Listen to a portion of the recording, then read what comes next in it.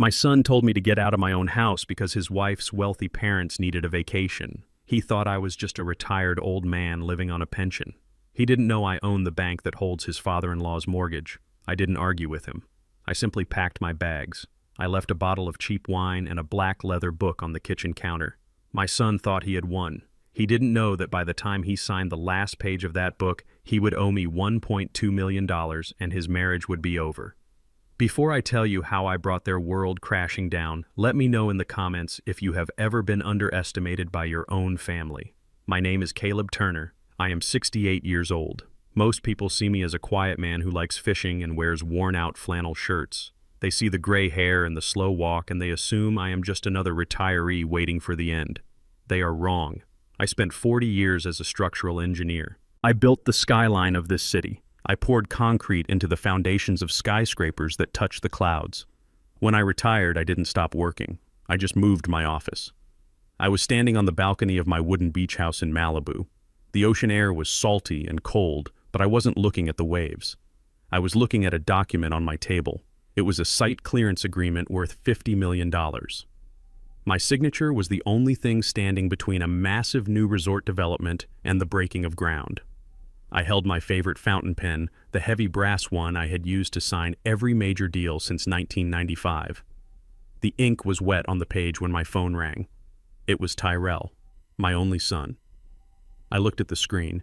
He hadn't called me in 3 months, not since he needed money to fix the transmission on his leased BMW. I didn't answer immediately. I capped my pen. I took a breath. I prepared myself for the disappointment that always came with his voice. I answered, "Hello, Tyrell." There was no greeting, no question about my health, no warmth, just a demand wrapped in a nervous, arrogant tone. "Dad, you need to clear out of the beach house." I frowned. I looked around my living room. It was simple, rugged. It was filled with African art I had collected over decades and the smell of old books. It was my sanctuary. "Excuse me," I asked calmly. "You need to go back to your apartment in the city," Tyrell said. His voice was rushed. He sounded like he was checking a watch. "Emily's parents are flying in tomorrow. The Montgomerys. They want to spend a month in Malibu. They have never been to the coast, and they need a place to stay." I felt a cold tightness in my chest. It wasn't the request itself. It was the assumption. He wasn't asking. He was ordering. "Tyrell, I am currently working on something important here," I said. My voice was steady. "I cannot just leave. This is my home. Working." Tyrell scoffed. The sound was ugly. "Dad, you are retired. You potter around in the garden and fix old toasters. Stan and Karen Montgomery are important people. Stan is an investor. They are used to a certain standard of living. They can't stay in a hotel. It's impersonal. I told them they could use your place. You told them they could use my house without asking me first," I clarified. "Yes," Tyrell snapped. "Because I didn't think you would be selfish. Look, Dad, this is huge for me. If I pull this off, if I show them we have assets, Stan might finally respect me. He might invest in my ideas. Don't embarrass me." I walked over to the wall where a framed photo of my late wife Sarah hung. She was smiling. She had always spoiled Tyrell. She had shielded him from the harsh realities of the world. Maybe she had shielded him too much. "I am not going to leave, Tyrell," I said. "Tell them to book a suite at the Four Seasons if they are so important." The explosion on the other end of the line was immediate. "You are unbelievable," Tyrell shouted. "You are just a bitter old man sitting in a house that is too big for you." You know what Stan said? He said it is a waste for someone like you to have that view. And he is right. You don't appreciate it. You don't even know how to host people. You are going to ruin my marriage. Emily is already stressed. If you don't do this, don't expect to see us for Thanksgiving. Don't expect to see us at all. I listened to his threats. I listened to the disrespect dripping from his words. He was ashamed of me. He was ashamed of his black father with the calloused hands. He wanted to present my property as his own offering to his white upper-class in-laws to buy their approval. I looked down at the $50 million contract on my table. It was titled, Blue Horizon Resort Development, Phase 1 Demolition. The address listed for demolition was this house, my house. Tyrell didn't know. He didn't know I had secretly bought the entire coastline. He didn't know I was the developer. He didn't know this house was scheduled to be leveled by bulldozers in 14 days to make way for a luxury lobby, a plan formed in my mind. It was cold, it was sharp, it was perfect. If he wanted the house so badly, he could have it. He could have it for exactly as long as it stood. "All right, son," I said. The change in my tone was abrupt. Tyrell paused. He hadn't expected me to fold. "Really?" he asked. "Yes," I said. "I don't want to ruin your marriage. I don't want to embarrass you. I will pack my things tonight. I will be gone by morning." "Good," Tyrell said.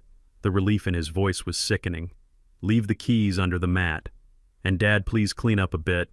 Put away some of that weird art you have. Stan prefers a minimalist aesthetic. We don't want to spook them." Spook them. I looked at the tribal mask my grandfather had carved in Georgia 100 years ago. "I won't spook them, Tyrell," I promised. "I will leave everything exactly as it should be." I hung up the phone. I didn't feel anger anymore. I felt the cold precision of an engineer calculating a controlled implosion. I spent the next 3 hours packing. I took my clothes. I took my important documents. I took the photo of Sarah. I cleared my personal items from the master bedroom, but I didn't clean up the art. I left every piece exactly where it was. Then I went to my study. I opened the safe. I took out a thick leather-bound book. It looked like a high-end guest registry. It had heavy cream-colored paper and a gold ribbon. I sat at my desk and opened the book to the last page. I picked up my pen. I drafted a document. It looked like a welcome note. It read like a standard liability waiver. But the fine print, the dense paragraphs on the previous pages were a commercially binding short-term lease agreement for a commercial demolition zone. Clause 4 stated that the tenant accepted full responsibility for the property in its current state. Clause 10 stated that any obstruction to scheduled construction work would result in financial penalties calculated by the hour. Clause 15 stated that the signee accepted all liability for environmental damages and utility misuse. I placed the book on the kitchen island. I placed a pen on top of it. Next to the book, I placed a bottle of wine. It was a $5 bottle I used for cooking. I peeled off the price tag. It looked cheap. It tasted like vinegar. It was the perfect welcome gift for Stan and Karen Montgomery. I went to the utility closet. I opened the panel for the security system. I didn't turn it off. I upgraded the cloud storage plan. I activated the internal cameras in the living room and the kitchen. I set the audio recording to high sensitivity. I wasn't just leaving my home, I was setting a stage. I walked out to the balcony one last time. The moon was hitting the water. I thought about Tyrell. I thought about the boy I taught to ride a bike. I thought about the man who just told me I was a waste of space. He wanted to play the big shot. He wanted to play the owner of a beach house. He wanted to live in my world. He was about to find out that my world has heavy machinery and ironclad contracts. I walked out the front door. I put the key under the mat. I got into my truck. I didn't look back. I drove to my penthouse in the city. It is on the 45th floor. It has glass walls and a view of the entire skyline. Tyrell has never been there. He thinks I live in a one-bedroom apartment in the old neighborhood. I poured myself a glass of aged whiskey. I sat in my Eames chair. I opened my laptop and pulled up the live feed from the beach house cameras. The screen flickered to life. The living room was empty and silent. The cheap wine bottle sat on the counter like a trap waiting to be sprung. I waited. The sun came up. At 10 in the morning, a black SUV pulled into the driveway, then another. They were rentals. Shiny, oversized, unnecessary. I leaned forward. The front door opened. Tyrell walked in first. He looked nervous. He was sweating. He was wearing a polo shirt that was too tight and loafers that looked uncomfortable. Then Emily walked in. My daughter-in-law. She didn't look at the ocean. She looked at the floor. She ran a finger over a table, checking for dust. She grimaced. Finally, the Montgomerys entered. Stan Montgomery was a large man with a face that was permanently red. He wore a linen suit that cost more than my first car. He walked in like he was doing the house a favor by existing in it. Karen Montgomery followed him. She was thin, sharp, and held her purse like a shield. She looked around the living room. Her eyes landed on my grandfather's tribal mask. She shuddered. "Oh God," she said. Her voice was shrill. "It is so dark in here. It smells like old people and spices." Stan kicked his suitcase toward my leather sofa. He didn't lift it. He kicked it. The scuff mark on the leather was visible even on the camera feed. "Well," Stan boomed. "It is smaller than Tyrell said, but I guess for a retired laborer, this is a palace." "Hey, Tyrell, get the bags from the car. Don't just stand there." Tyrell flinched. "Yes, Stan. Right away." He ran out the door like a bellhop. I watched my son humiliate himself. I watched him bow and scrape to a man who just insulted his father. Emily walked into the kitchen. She saw the wine. She picked it up and inspected the label. She laughed. A cruel, high-pitched sound. "Look at this, Mom," she called out. "He left us wine. It is from the gas station, I think. God, he is so tacky." Karen walked into the kitchen. She didn't touch the bottle. She looked at the black book on the counter. "What is this?" she asked. Emily flipped it open. It says Guest Rules and Memories. She rolled her eyes. "He wants us to sign a guest book. Can you believe the ego? He thinks this is a historic landmark." Stan walked in. He grabbed the bottle of cheap wine and uncorked it with a violent twist. He took a swig directly from the bottle. He spat it into my sink. "Garbage," he shouted. "Pure garbage. Just like this decor." He looked at the book. "Sign the damn thing," Stan said. "Humor the old man. If we don't, Tyrell's dad might come back and lecture us." Emily pushed the book towards Stan. "Just sign it, Dad. Tyrell says his dad is obsessed with rules. If we sign it, he will leave us alone." Stan picked up the pen. He didn't read a single word. He didn't look at the fine print. He didn't see the clause about the demolition schedule or the penalty fees. He just scrawled his signature across the bottom line with a heavy, arrogant hand. Stan Montgomery. I watched on my screen. I took a sip of my whiskey. The trap was shut. The legal binding was sealed. Stan Montgomery had just rented a commercial demolition site for 30 days. He had just accepted liability for a project that had a daily operational cost of $20,000. And Tyrell, my son, was smiling as he hauled the last suitcase through the door. He thought the vacation had begun. He was wrong. The education had begun. I sat in my office chair high above the city and watched the monitors. The feed from the beach house was crisp and clear.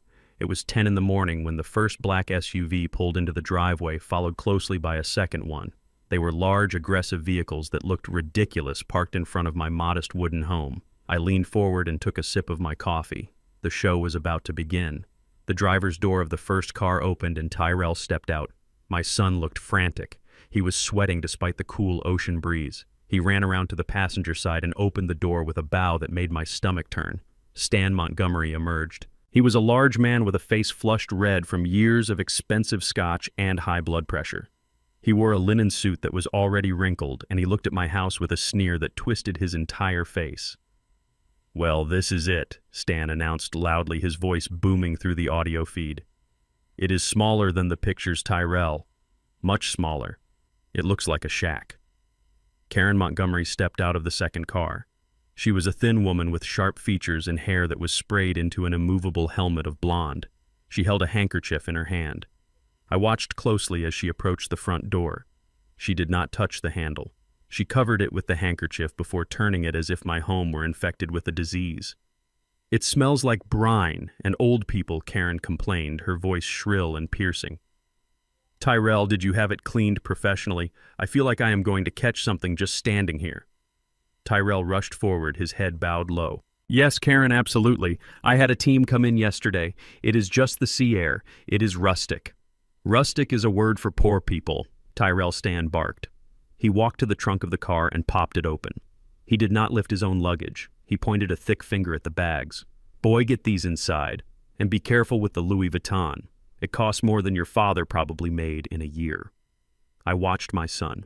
I waited for him to stand up. I waited for him to say that his father was a respected engineer who had built bridges and skyscrapers. I waited for him to have a shred of dignity. But Tyrell just nodded. "Yes, Stan, right away. I will get everything. You two just go inside and relax."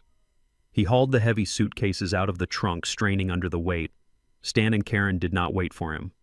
They walked past him without a glance, marching into my home as if they were royalty entering a stable. Stan kicked the door frame as he entered, leaving a black scuff mark on the wood I had sanded and stained with my own hands.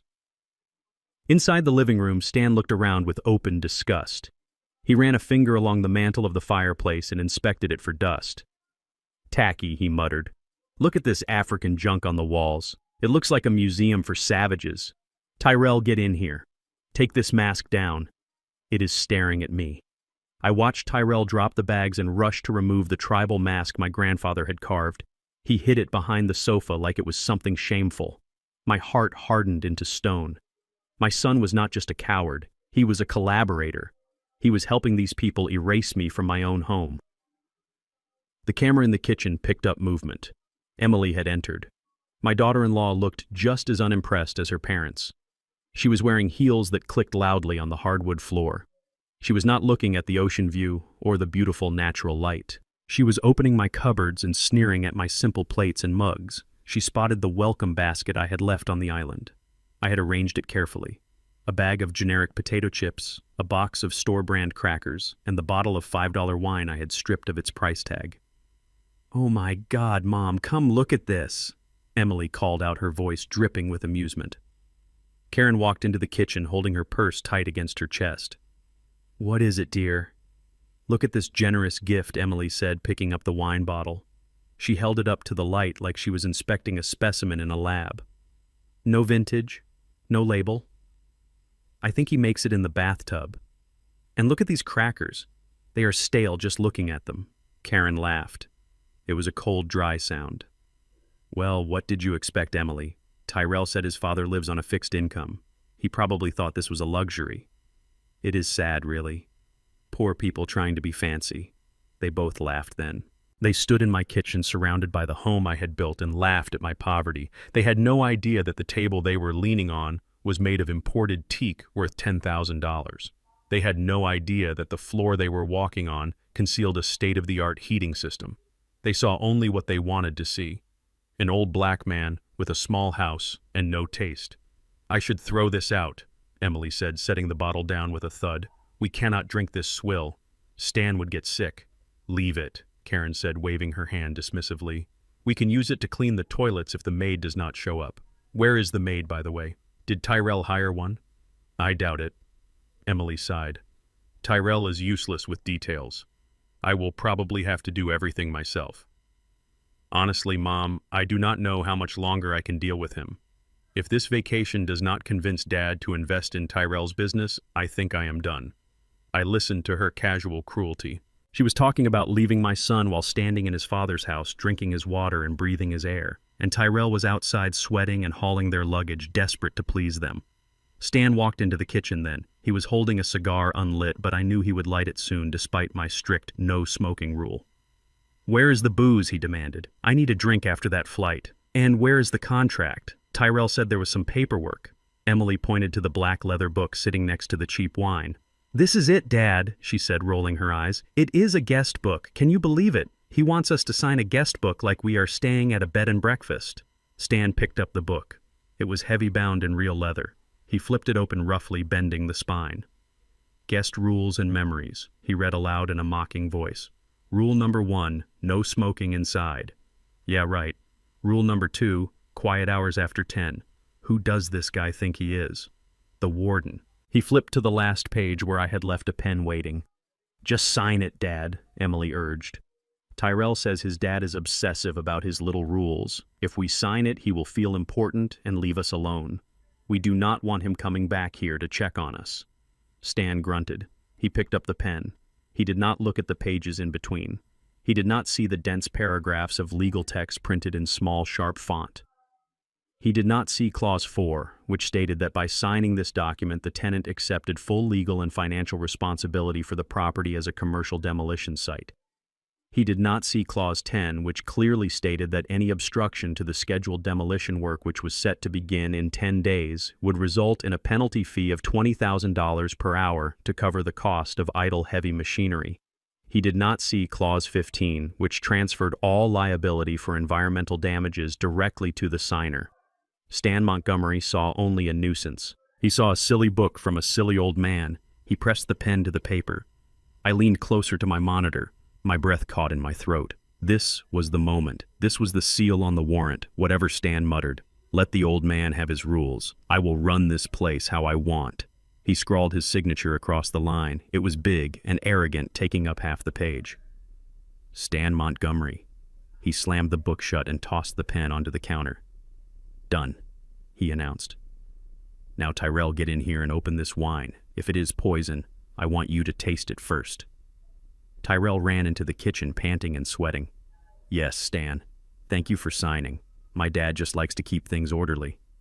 Orderly, Stan scoffed. He likes to feel like he owns something. Now pour. I watched as my son opened the cheap wine and poured it into a glass for the man who despised him.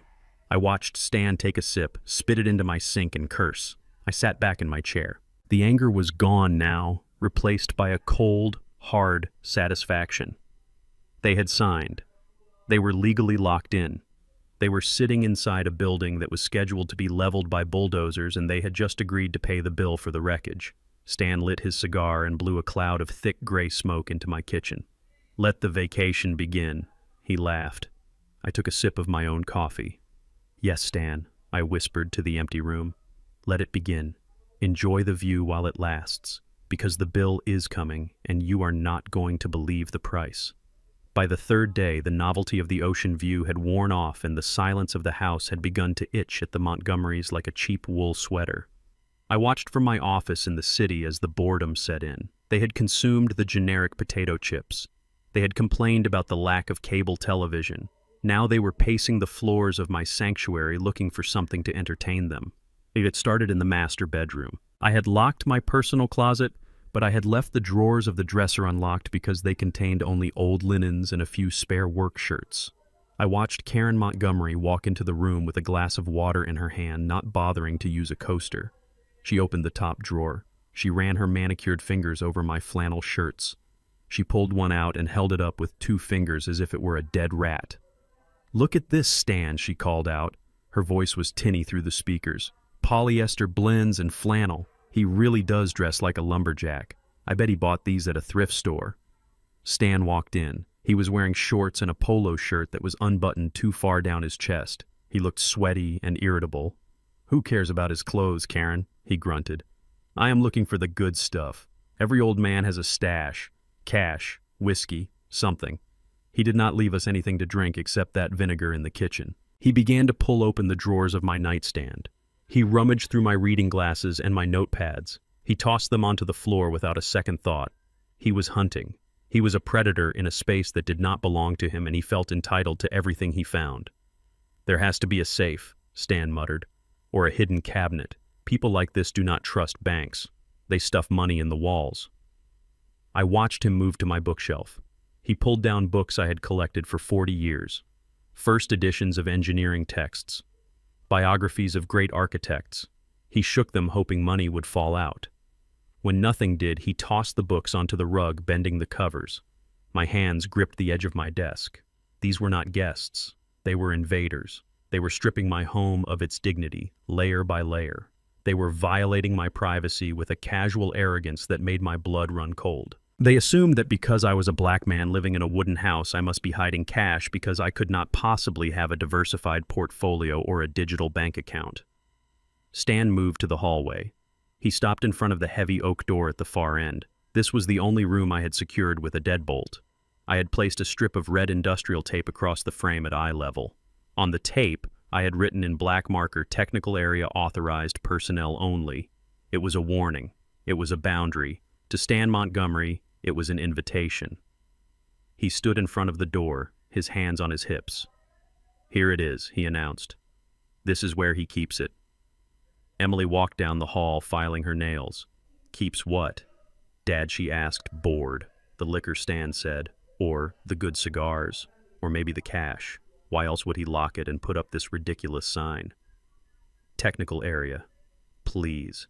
He probably has a TV in there he does not want us to use." Tyrell came out of the kitchen. He looked tired.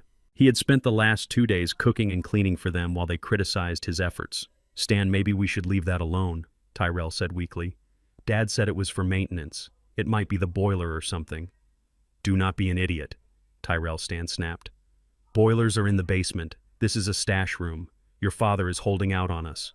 Go get me a screwdriver. I am not sure we should." Tyrell started. "I said get me a screwdriver," Stan roared. "Or do you want me to call my broker and tell him your business idea is a waste of time?" Tyrell froze. He looked at the door, then at Stan. He hung his head. "I will check the tool drawer," he whispered. I watched my son hand the weapon to the man who was robbing him of his inheritance.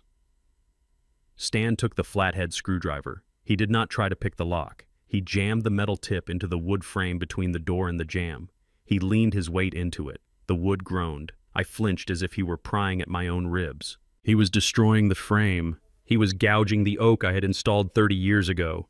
Cheap lock, Stan grunted, sweating with exertion. Just like everything else in this dump. He pushed harder. There was a loud crack as the wood splintered. The deadbolt popped free from the ruined frame. The door swung inward. Bingo, Stan shouted. He threw the screwdriver onto the floor and stepped over the red tape, breaking the seal. I leaned forward in my chair. My heart was hammering a slow, heavy rhythm. Stan thought he was walking into a pantry full of Hennessy. He thought he was going to find a shoebox full of 20s. He was wrong. He stepped into the room. Karen and Emily crowded behind him. Tyrell lingered in the hallway, too afraid to look. The room was cool. The air conditioning was set to 68 degrees to protect the contents. In the center of the room, on a large drafting table, stood a massive architectural model. It was 6 feet by 4 feet. It was a perfect miniature replica of the Blue Horizon Resort, the project that would replace this very house. It had tiny palm trees, working LED lights, and a glass lobby that sparkled. It was a masterpiece of design. It was the physical manifestation of my life's work. And on a small pedestal in the corner sat a framed photograph of Sarah. It was taken the day we bought this land. She was laughing, her hair blowing in the wind. Next to the photo was a small vase with a single dried white rose, the last one she ever gave me. Stan stared at the room. He blinked. His face went purple. "What is this garbage?" he yelled. He walked up to the model. He did not see the genius of the design. He did not see the $50 million project. He saw a toy. "It is a dollhouse," he spat. He locked up a damn dollhouse. He looked around frantically. He opened the cabinets under the drafting table. They were full of blueprints and permits. No liquor, no cash. He turned to the corner. He saw the shrine to my wife. He walked over to it. He picked up the photo of Sarah. He looked at it with pure contempt. "This is it," he said. "This is the big secret. A picture of his dead wife and a toy hotel. What a senile old fool." He tossed the photo back onto the table, but he threw it too hard. It slid across the polished surface and fell off the edge. The glass shattered on the floor. I stopped breathing. The sound of that breaking glass cut through the audio feed and pierced my chest. Stan looked down at the broken frame. He did not flinch. He did not apologize. He lifted his foot and kicked the frame aside, sending it skittering into the wall. "Useless junk," he muttered. "Come on, Karen. There is nothing here. Just old man trash." He turned back to the architectural model. He was angry now. Angry that he had not found what he wanted. He made a fist and pounded it onto the delicate roof of the miniature resort lobby. The plastic crunched. The structure collapsed under his heavy hand. "Oops," he laughed cruelly. "Guess the construction was cheap too." He walked out of the room, leaving the door hanging off its hinges, the model crushed, and Sarah's photo lying in the shards of glass. I sat in my penthouse. The silence in my office was heavy. They had broken the house. That was just wood and plaster. I could forgive that. They had broken the contract. That was just business. I could profit from that. But Stan Montgomery had looked at the face of the woman I loved, the woman who had built me up from nothing, and he had called her trash. He had kicked her memory across the floor. That was not business. That was war. I picked up my phone. I dialed the number for my private contractor, the man who managed the site utilities remotely. "Mr. Turner," he answered. "Cut it," I said. My voice was ice. "Sir," he asked. "Cut the water," I commanded. "Cut it all. Main line, reserve tank, everything. I want that house dry as a bone in 5 minutes." "Yes, sir." I hung up. I looked at the screen. Stan was walking back to the living room, wiping his hands on his pants. He thought he was just dealing with a disappointing rental. He thought he was the king of the castle. He did not know that the siege had just begun. He did not know that in 5 minutes he would not be able to flush a toilet or wash his hands. I watched Sarah's photo lying on the floor of the forbidden room. "I am sorry, Sarah," I whispered, "but they are going to pay for that. They are going to pay for every single piece of glass." The scream that echoed through the house was not one of fear, but of pure, unadulterated rage. I watched on my monitor as Karen Montgomery stumbled out of the bathroom wrapped in a towel that was barely holding together. Her hair was covered in thick white foam. Her face was red and her eyes were squeezed shut against the sting of expensive shampoo. "There is no water," she shrieked. Her voice cracked the air like a whip. "I am covered in soap and the water just stopped. Who turned it off?" She marched into the living room, leaving a trail of soapy water on my hardwood floors. Stan looked up from the sofa where he had been nursing a glass of the cheap wine because there was nothing else to drink. "What are you yelling about, Karen?" he grunted. The water, Stan? She screamed. It cut out. Right in the middle of my shower. My eyes are burning. Do something. Stan stood up.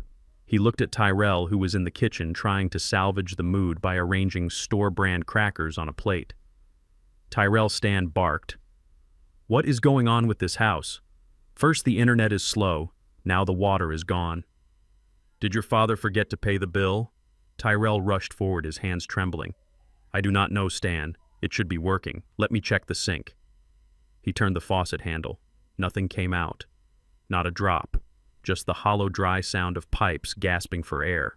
It must be a city thing, Tyrell stammered. Maybe a main break. A city thing, Karen yelled, wiping soap from her eyes. Look outside, Tyrell. I can see the neighbor watering his lawn. His sprinklers are on full blast. It is just this house. This cheap, broken-down shack. She turned on Tyrell, her face twisted with disdain.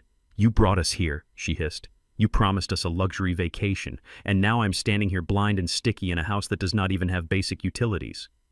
Is this how your father lives? Is he destitute? Tyrell looked like he wanted to disappear into the floorboards. I will call him, he said, pulling out his phone. I will call him right now. He must know what to do. I watched on my screen as my phone lit up on my desk. The name Tyrell flashed against the background photo of Sarah. I did not reach for it. I let it ring. I took a slow sip of my whiskey and listened to the desperate buzzing sound. He is not answering, Tyrell said, his voice rising in panic. It is going to voicemail. Of course, he is not answering. Stan shouted. He is probably dodging collectors. People like him do not pay bills, Tyrell. They bounce checks and run away. That is why he left in such a hurry. He knew they were coming to cut the water. Stan walked over to Tyrell and poked him hard in the chest. You fix this, boy, he growled. I do not care how you do it. Get the water back on, or you can forget about that investment. You can forget about everything. I watched my son scramble. He was terrified. He believed them. He believed I was a deadbeat who could not keep the lights on. He had no faith in me, no respect. I will call a plumber, Tyrell said, backing away. I will pay for it myself. Just give me an hour. Please. Karen stormed back toward the bathroom, muttering curses. I hope you have bottled water, Tyrell, because I am going to rinse this off with whatever I can find. And you are buying me more Evian. I sat back in my chair. The water was just the beginning. The house was smart. It was connected. And it was angry. 30 minutes later, a white van pulled into the driveway. It was a local handyman service, not a licensed contractor. Tyrell had clearly called the first number he found on Google. A man in blue coveralls hopped out holding a toolbox. I switched the camera feed to the front porch audio. Tyrell met the man at the door. Thank God you are here, he said. The water is completely dead. We need it back on immediately. I will pay extra for a rush job. The handyman nodded. No problem, boss. Let me just check the meter and the main valve. Probably just a stuck valve or a city lock. He walked around the side of the house to the utility panel. I had installed a digital lock on the panel years ago, but I had also installed a permanent metal plaque on the front. It was red. It had the logo of my holding company, Turner Group, and a warning that read, Property under corporate management, unauthorized access prohibited. I watched the handyman kneel down. He took out a wrench. Then he saw the plaque. He stopped. He froze.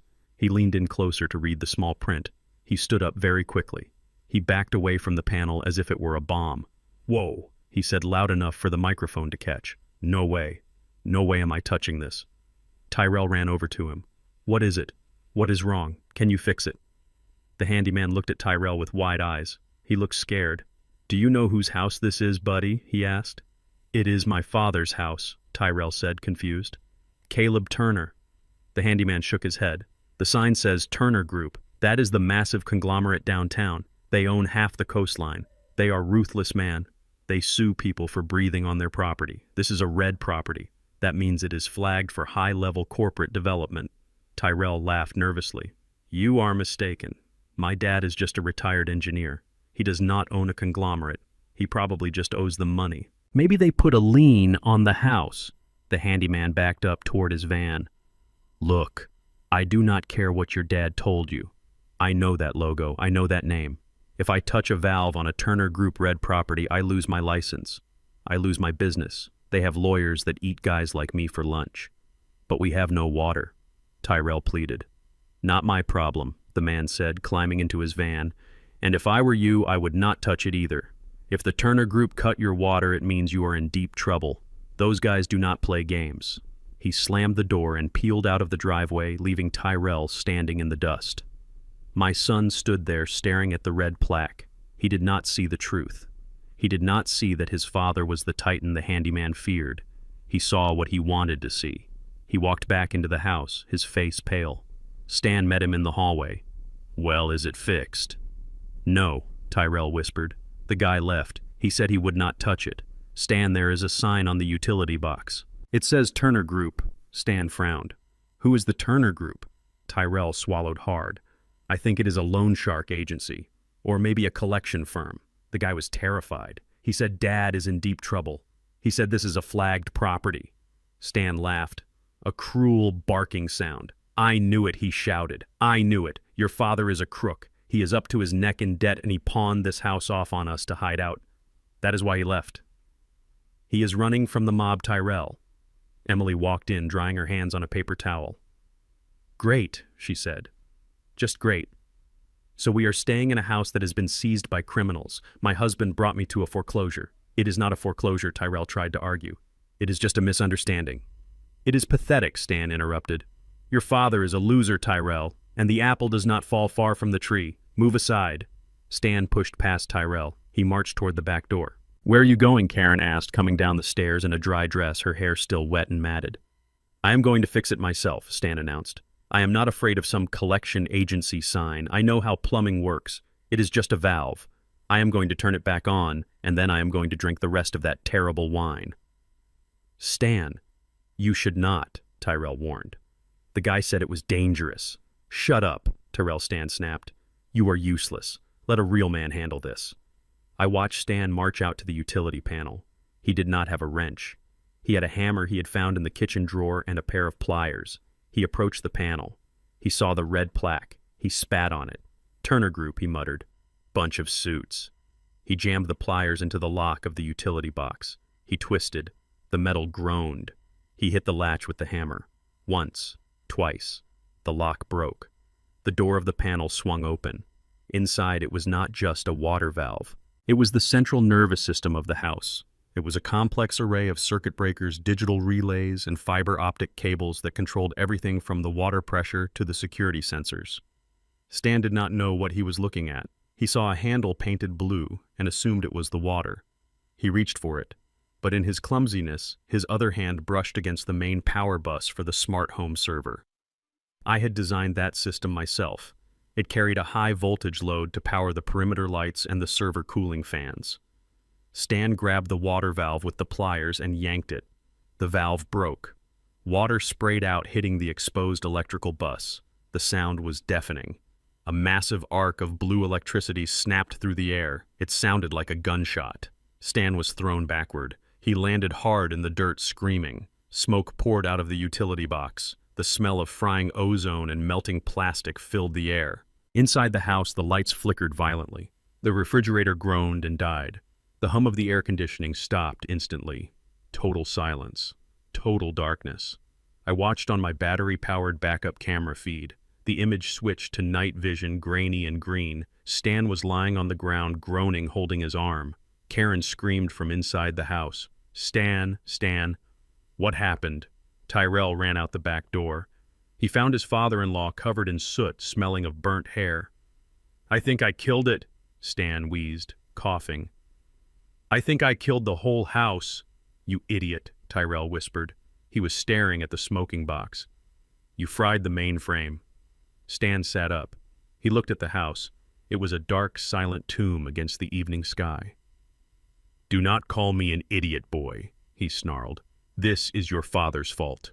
His wiring is faulty. It is a death trap. I am going to sue him. I am going to sue him for everything he has." I sat in my office.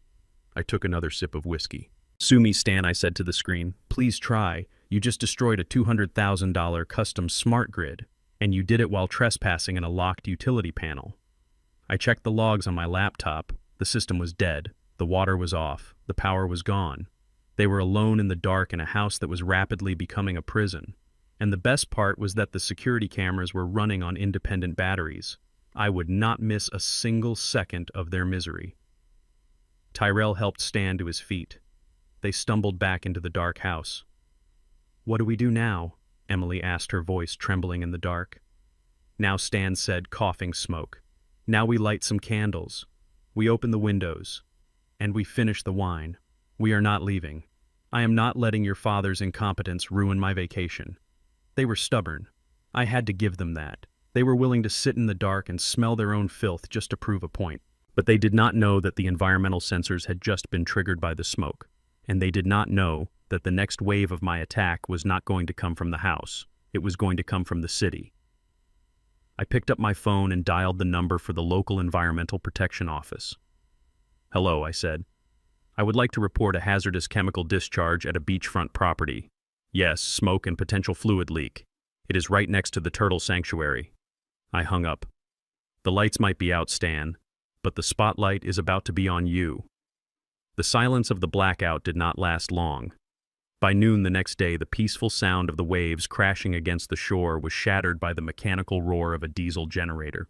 I watched from my office monitor as a delivery truck dumped the massive yellow machine onto my front lawn, crushing a bed of native coastal flowers I had spent 3 years cultivating. Stan Montgomery stood on the porch with a cigar clamped between his teeth, directing the workers with wild gestures.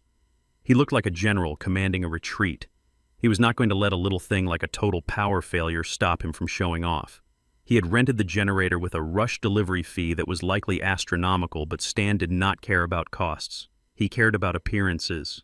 He ran thick orange extension cords through my open windows, snaking them across my hardwood floors like ugly veins. The generator sputtered and coughed black smoke into the pristine sea air, but the lights inside the house flickered back on. The refrigerator hummed to life. Stan threw his hands up in victory. He turned to Tyrell, who was sweeping up the debris from the electrical explosion, and shouted, "See, boy, that is how you solve a problem. You do not call a handyman. You buy the power yourself." But Stan was not content with just having the lights on.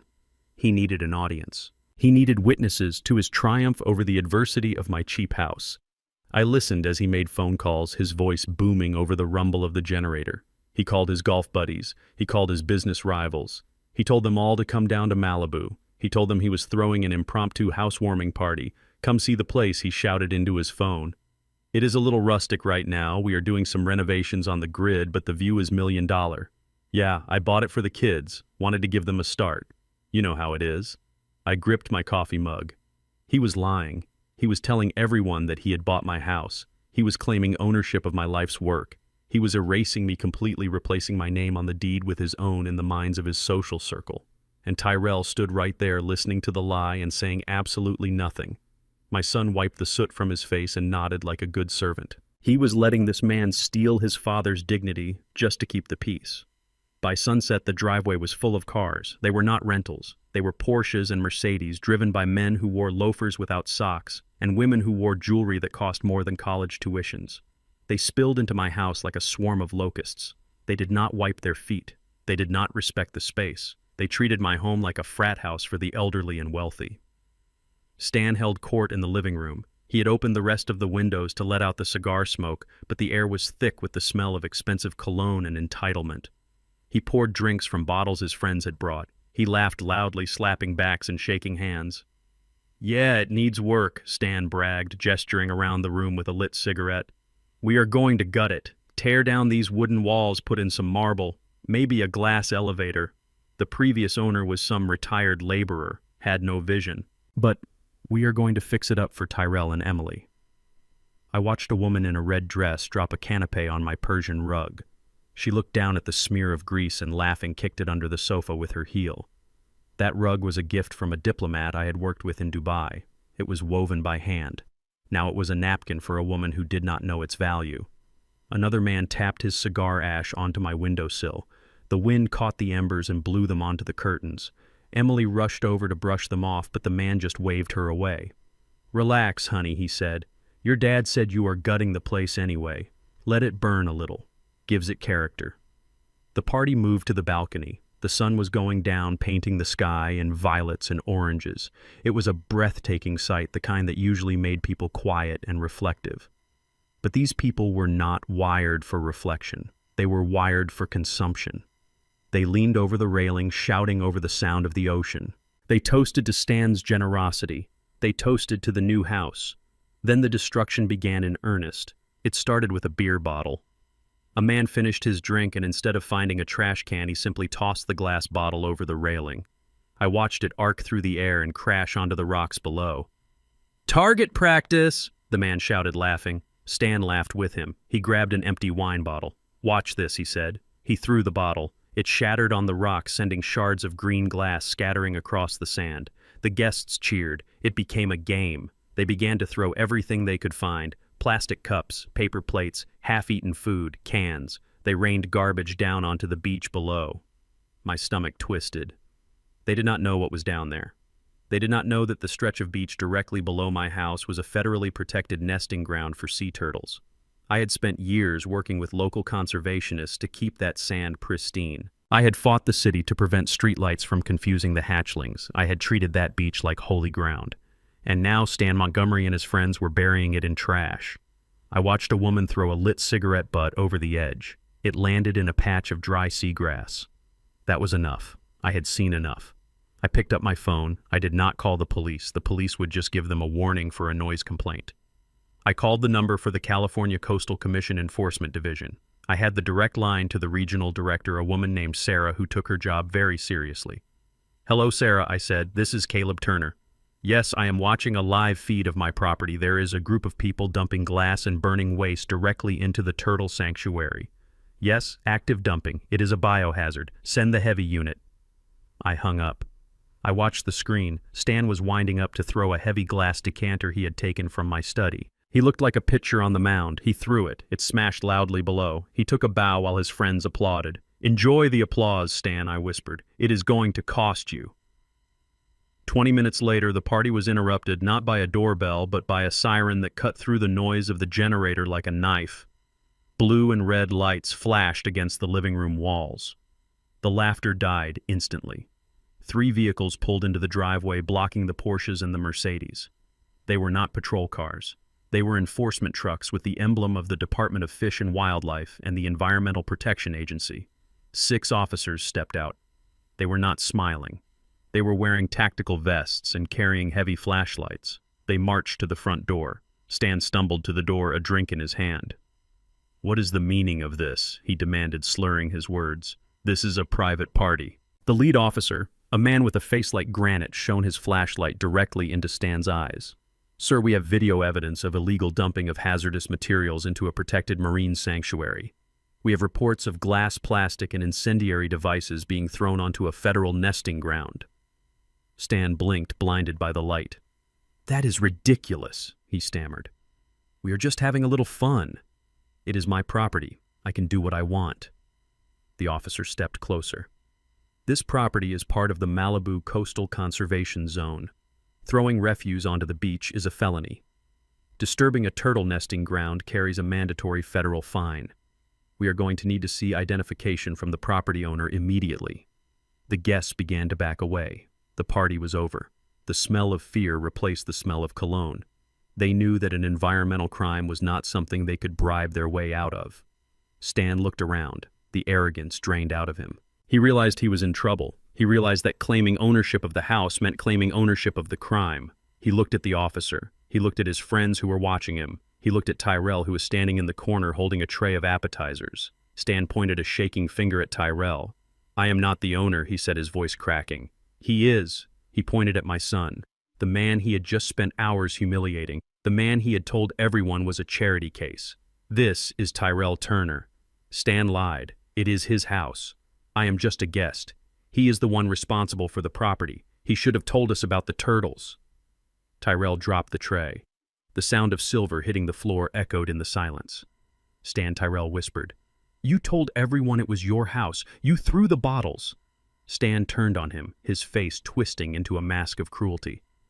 "Do not lie, boy. I was just trying to be nice to your friends. This is your mess. You deal with it." Officer, talk to him. "He is the one you want." The officer looked at Tyrell. "Sir, are you the owner of record?" Tyrell looked at Stan. He looked at Emily, who was hiding behind her mother, refusing to make eye contact. He was alone. He realized that the family he was trying so hard to impress would throw him to the wolves the second it became convenient. I am the tenant's son, Tyrell stammered. My father owns the house. The officer nodded.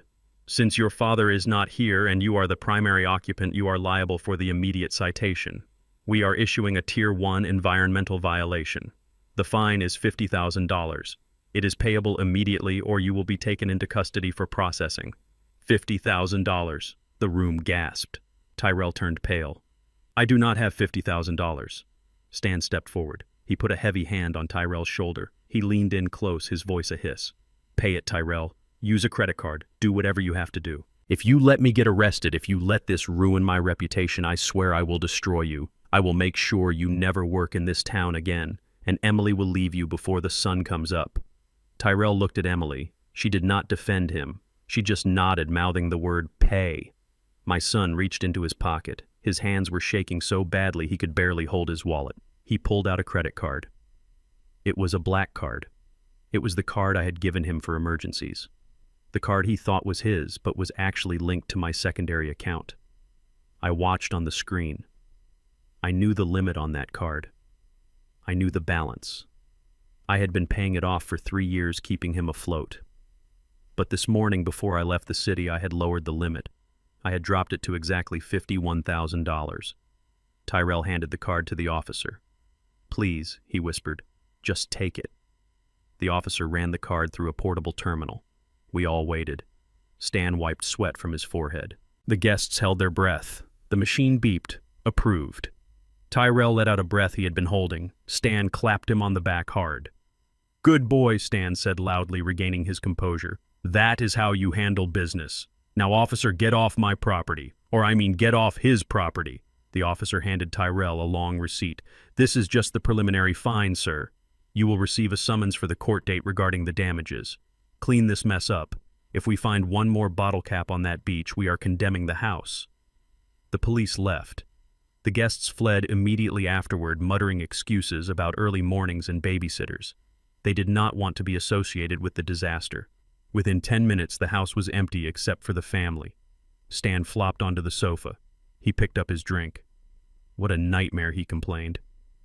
Your father's neighbors are snitches, Tyrell. Who calls the EPA on a party? Tyrell stood in the middle of the room holding the $50,000 receipt. He looked at it. He looked at Stan. You owe me $50,000, Stan Tyrell said, his voice trembling. I just maxed out my card. That was everything I had. Stan laughed. He waved his hand dismissively. Relax, kid. Consider it an investment. You saved the family name. I will pay you back when the market turns. Or maybe we will just deduct it from the rent you owe me for marrying my daughter. He laughed again. Emily giggled nervously. I sat in my office. I watched Tyrell stare at his wife and his father-in-law. I saw the first crack in his delusion. He was beginning to see them. He was beginning to see that to them he was not a person. He was a wallet. He was a shield. And he did not know that the card he just used was about to trigger a fraud alert on my phone. He did not know that by signing that receipt, he had just legally accepted responsibility for the property. He had just put his name on the disaster. I closed my laptop. The party was over. The guests were gone. But the bill was just starting to be calculated. And Stan Montgomery still had 25 days left on his lease. I picked up the phone again. I called Mr. Roth, my lawyer. It is done, I said. They admitted liability. They paid the fine. Now send the eviction notice for the main residence in Chicago. Stan thought he had dodged a bullet. He did not know the gun was pointed at his own house. I watched the aftermath of the party from my office screen. The house was quiet now, but it was the silence of a crime scene. The smell of stale beer and burnt carpet seemed to seep through the monitor. Tyrell sat at the kitchen table, holding his head in his hands. His phone was on the table in front of him. I knew what he was looking at. He was looking at his banking app. He was looking at a balance that was deep in the red. The $50,000 fine had not just maxed out the card I gave him. It had triggered penalty fees and overdraft notifications on his personal accounts linked to it. He was drowning. Stan had gone to bed hours ago, leaving Tyrell to clean up the mess. But Tyrell was not cleaning. He was panicking. He stood up and began to pace the room. He was muttering to himself. I turned up the audio gain. 50,000, he whispered. I do not have 50,000. Stan is going to kill me. Emily is going to leave me. He stopped pacing. He looked toward the hallway, toward the master bedroom and the study next to it. I saw a thought form in his mind. It was a desperate, ugly thought implanted by Stan Montgomery, the stash. Stan had insisted that I was a hoarder, that I kept cash in the walls, that I was hiding money. Tyrell had defended me then, but now desperation had warped his memory. He needed to believe it was true. He needed his father to be a miser hiding a fortune in a shoebox so he could steal it and save himself. I watched my son walk down the hallway. He moved like a thief in his own childhood home. He tried the handle of my study door. It was locked. I had locked it before I left, not to hide money, but to protect my current work. Tyrell did not hesitate. He went to the garage and came back with a crowbar. He did not care about the wood. He did not care about the house. He jammed the metal claw into the frame and heaved. The wood splintered with a dry snap. The door swung open. He rushed inside. He did not turn on the light, fearing it might wake Stan. He used the flashlight on his phone. The beam cut through the darkness, highlighting dust motes dancing in the stale air. He began to tear the room apart. He pulled books off the shelves, shaking them, hoping bills would flutter out. He opened my desk drawers and dumped the contents onto the floor. Pens, paper clips, old receipts. Nothing of value. He fell to his knees, checking under the rug. He tapped on the walls, looking for a hollow sound. Nothing. He sat back on his heels, breathing hard. He looked like a cornered animal. "Come on, Dad," he hissed. "Where is it? You have to have something. You never spent money on anything. Where did it go?" He stood up and went to the large flat file cabinet in the corner. It was where I kept my architectural drawings. He yanked the top drawer open. He froze. He did not find stacks of cash. He found paper. Large, heavy sheets of vellum and blueprint paper. He pulled one out. He unrolled it on the desk, holding the corners down with trembling hands. It was the schematic for the Zenith Tower, the tallest building in the city. A building Tyrell walked past every day on his way to his mediocre job. He shone his light on the bottom right corner. The title block: Lead Structural Engineer Caleb Turner, Chief Architect Caleb Turner. He blinked. He dropped the paper and pulled out another. The Bay Bridge Retrofitting Project. Lead Engineer Caleb Turner. The New City Stadium. Project Director Caleb Turner. My son stared at the documents, his mouth opened slightly. He had always thought I was a construction worker, maybe a foreman. He thought I poured concrete and hammered nails. He never asked. He never looked. He assumed my calloused hands meant low wages.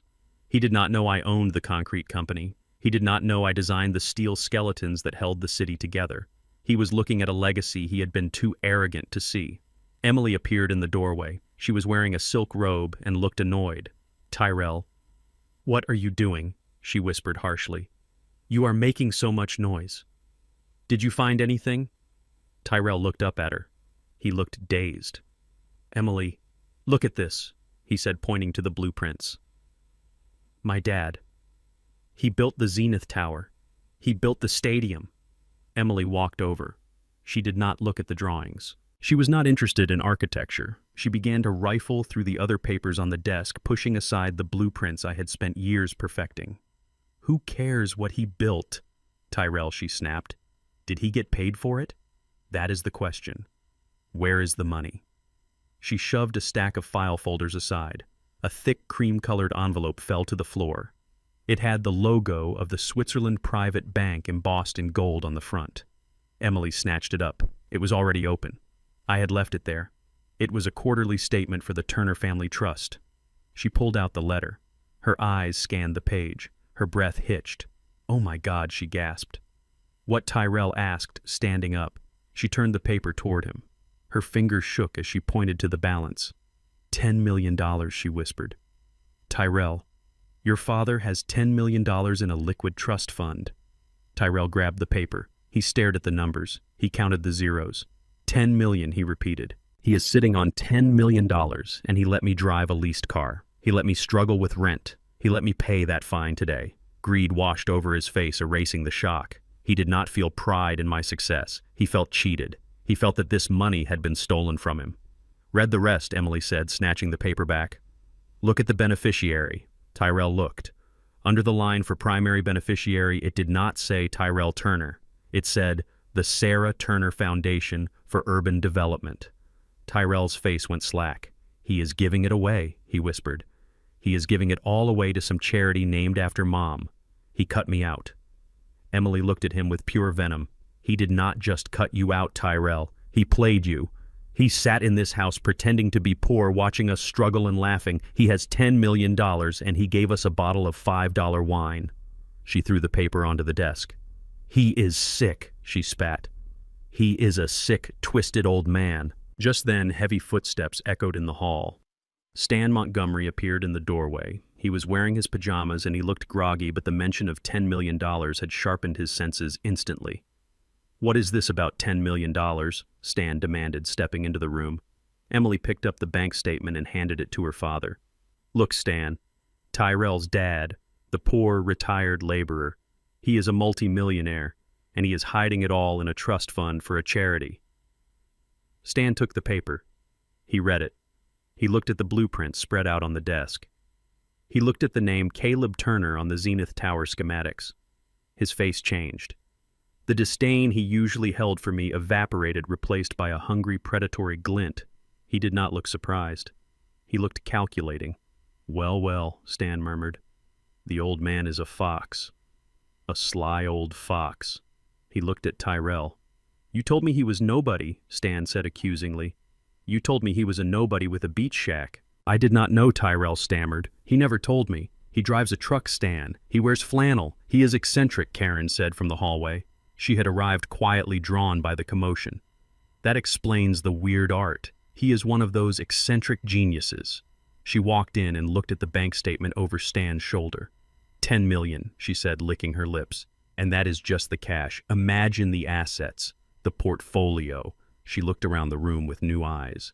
Suddenly the house was not a shack. It was the eccentric hideaway of a wealthy recluse. "But he is giving it away," Emily whined. "It says right there, the Sarah Turner Foundation. He is going to waste it on building parks for poor people or something. It is not fair. That is our money. Tyrell is his only son." Stan lowered the paper slowly. He looked at the group. He took charge. "He is not giving it away," Stan said firmly. "Not if we have anything to say about it." "What can we do?" Tyrell asked. "It is his money." "Is it?" Stan asked. He looked at the blueprints, then at the broken door, then at the chaos of the room. "Think about it, Tyrell. A man with $10 million living like this, hiding his past, ignoring his family, hoarding wealth while his son suffers. Does that sound like a sane man to you?" Tyrell frowned. "What are you saying?" "I am saying," Stan continued, his voice dropping to a conspiratorial whisper, "that your father is obviously not in his right mind. This kind of behavior, the secrecy, the hoarding, the paranoia about the rules in that guest book, it is classic dementia, or maybe schizophrenia."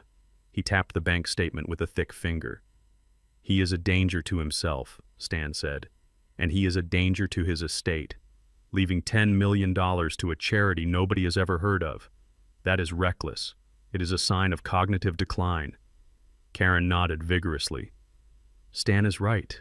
No normal father would do that. He must be confused. He probably forgot he even has a son." Emily looked at Tyrell. Her eyes were wide and bright. "Tyrell, if he is sick, we have a duty to help him. We have a duty to step in." Tyrell looked at the papers. He looked at the family that had humiliated him just hours before. He saw a way back in. He saw a way to be the hero. He saw a way to get the money. "You mean guardianship?" Tyrell whispered. "Conservatorship," Stan corrected. "Full financial and medical control. If we can prove he is mentally incompetent, we can freeze that trust. We can take control of the assets before he flushes them down the toilet." "But he seemed fine on the phone," Tyrell said weakly. "He was sharp." "That is part of the disease," Stan countered. "They have moments of clarity. But look at this room, Tyrell. Look at the way he lives. It is not normal. We need to save him from himself." Stan smiled. It was a shark smiling at a seal. "And we need to protect your inheritance, boy. That money belongs to this family, to us." Karen put a hand on Tyrell's arm. "We can help you, Tyrell. We know lawyers, we know doctors. We can get this sorted out. We just need to show that he is unstable." Emily picked up the blueprints. "We can say he is obsessed with the past," she suggested. "That he thinks he is still building skyscrapers, that he is living in a fantasy world." Tyrell looked at the plans. He looked at his name not listed on the trust. He hardened his heart. "You are right," he said. "He has to be sick. No father would do this to his son if he were sane." Stan clapped his hands together. "Exactly. Now here's what we do. We do not leave. We stay right here. We document everything. Every weird thing he does, every piece of junk he collects. We build a case. He looked at the bank statement one last time. $10 million, Stan whispered. We are going to need a bigger boat. I watched from my office. I listened to them plot to strip me of my rights. I listened to them twist my life's work into a symptom of madness. They thought they had found a gold mine. They did not know they had just armed a nuclear warhead. Stan wanted to prove I was dangerous. He wanted to prove I was unstable. I reached for my phone. I opened the app for the demolition schedule. The heavy machinery was parked 5 miles away. The permit was valid starting at 6 a.m. tomorrow morning. Stan wanted a crazy old man. I was going to give him a demolition expert. I texted Mr. Roth, my lawyer. They found the bait, I wrote. They took it hook, line, and sinker. Proceed with the eviction notice, and tell the foreman to warm up the engines. Tomorrow morning, Stan Montgomery was going to learn that the only thing unstable about this property was the ground he was standing on. The meeting in my dining room looked less like a family gathering and more like a war council. I sat in my office 20 miles away staring at the high-definition monitor, but I felt like I was in the room with them breathing in their greed. Stan Montgomery sat at the head of the table, my table. He had spread out the bank statement, the blueprints, and a legal pad. Karen sat to his right, holding a glass of wine she had poured from a bottle they had brought with them, finally accepting that my cellar was empty. Emily was pacing. Tyrell sat slumped in a chair looking at his hands. We have to move fast, Stan said. His voice was low and serious. If Caleb comes back and sees we found the papers, he might hide the money again. We need legal standing. We need to be his guardians before he realizes the jig is up. But how do we prove he is crazy? Emily asked, stopping her pacing. He lives alone. He pays his bills. Well, he usually pays his bills. Stan tapped the leather guest book I had left on the counter. We use this, he said, this ridiculous rule book. We use the state of the house. Look at it. It is dark. It is cluttered with weird artifacts. We say he is hoarding. We say he is living in squalor. We say he is paranoid. And the fact that he left $10 million to a charity instead of his own son, that is the smoking gun. No sane man disinherits his own flesh and blood unless he is having a mental break. Tyrell looked up. His eyes were red. He looked exhausted, but there was a new hardness in his face, a resolve born of debt and desperation. He did not just disinherit me, Tyrell said softly. He erased me. I am not even mentioned in the trust. It is like I do not exist. Exactly, Karen said soothingly, putting a hand on Tyrell's shoulder. Because he forgot you, dear. He is sick. We are doing this to help him. We are going to make sure he gets the care he needs in a nice facility, and we will manage the burden of the estate. The burden. They called $10 million a burden. I watched them justify their theft. They were convincing themselves that they were the heroes of this story. They were saving the fortune from the senile old man who wanted to waste it on urban development. We need a lawyer, Stan said, not my corporate guy. We need someone who specializes in difficult family transitions, someone who knows how to cut corners. He pulled out his phone. I zoomed in on the screen. He dialed a number saved as Fixer. I listened as Stan put the phone on speaker. A voice answered. It was scratchy and impatient. Yeah, this is Miller, Stan said. It is Montgomery. I have a situation. I have an elderly relative sitting on a massive estate. He is mentally compromised. We need emergency guardianship, immediate control of assets. Has he been diagnosed? Miller asked. Not yet, Stan said. But we are working on it. The problem is he might come back. We are currently staying in his property. We need to secure the perimeter. Miller laughed. It was a dry, unpleasant sound. Possession is 9/10 of the law, Stan. If you are in the house, you are halfway there. But you need to prove he abandoned it. You need to prove he is neglecting the property. He left days ago, Stan lied. The place is falling apart. The electrical grid blew out yesterday. Good, Miller said. That is good. Document that. Take pictures of the damage. But here is the trick. If you want to show the court that you are the responsible parties, you need to start improving the property. You need to take ownership. Change the locks. Today. Right now. If he has a key and he walks in, you lose your leverage. If he has to break in, he is the intruder. Change the locks, Stan repeated, writing it down. And get rid of the hoard, Miller added. If the house is full of junk, clear it out. Call a dumpster. Tell the judge you had to sanitize the environment for his own safety. You are creating a safe space. If he comes back and his junk is gone and the locks are changed, he will freak out. He will get angry. He will scream. And then you call the police and say your senile relative is having a violent episode. That police report gets you the 72-hour hold. And the hold gets you the diagnosis. I felt a cold shiver run down my spine. It was a terrifyingly effective plan. They were going to bait me into a reaction and then use that reaction to lock me away. Got it, Stan said, grinning. Change locks, sanitize property, provoke reaction. Thanks, Miller. He hung up. He looked at the family. You heard the man, Stan announced. We have work to do.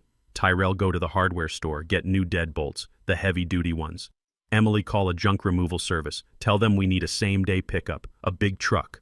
What are we throwing away? Emily asked, looking around. Everything Stan said. All of it. The masks, the old books, the clothes, the furniture that smells like smoke. We are gutting this place. We are going to make it look like a model home. When the social worker comes, I want this place to look like a sanctuary that we created. Tyrell stood up. He hesitated. Dad loves those masks, he said. His grandfather made them. Stan stood up and walked over to Tyrell. He towered over my son. Do you want the money? Tyrell, Stan asked quietly. Do you want to pay off that credit card fine? Do you want to keep your wife? Or do you want to protect some old pieces of wood? Tyrell looked at Emily. She was already on her phone searching for junk removal services. She did not look at him. She was already spending the money in her head. Tyrell looked back at Stan. He nodded slowly. I will get the locks, Tyrell said.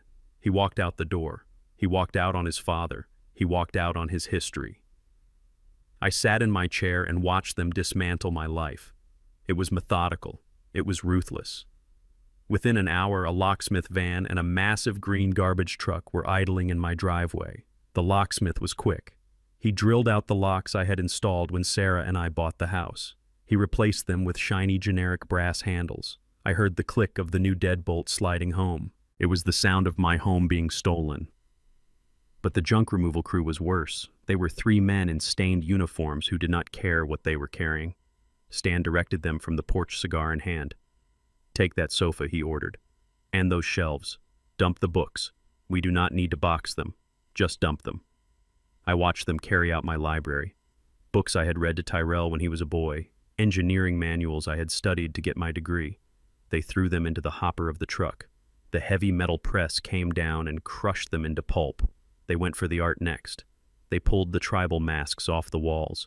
These were not store-bought decorations. They were carvings from the Gullah Geechee people of Georgia, my ancestors. They were irreplaceable. Trash Stan yelled, "Get it out of here!"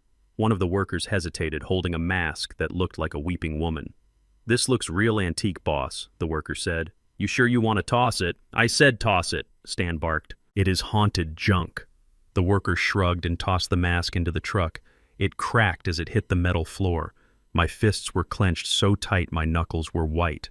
I could feel the blood pounding in my ears. They were erasing me. They were not just taking the house, they were taking my identity. Then Emily came out of the back room. She was carrying something. It was the rocking chair. Sarah's rocking chair.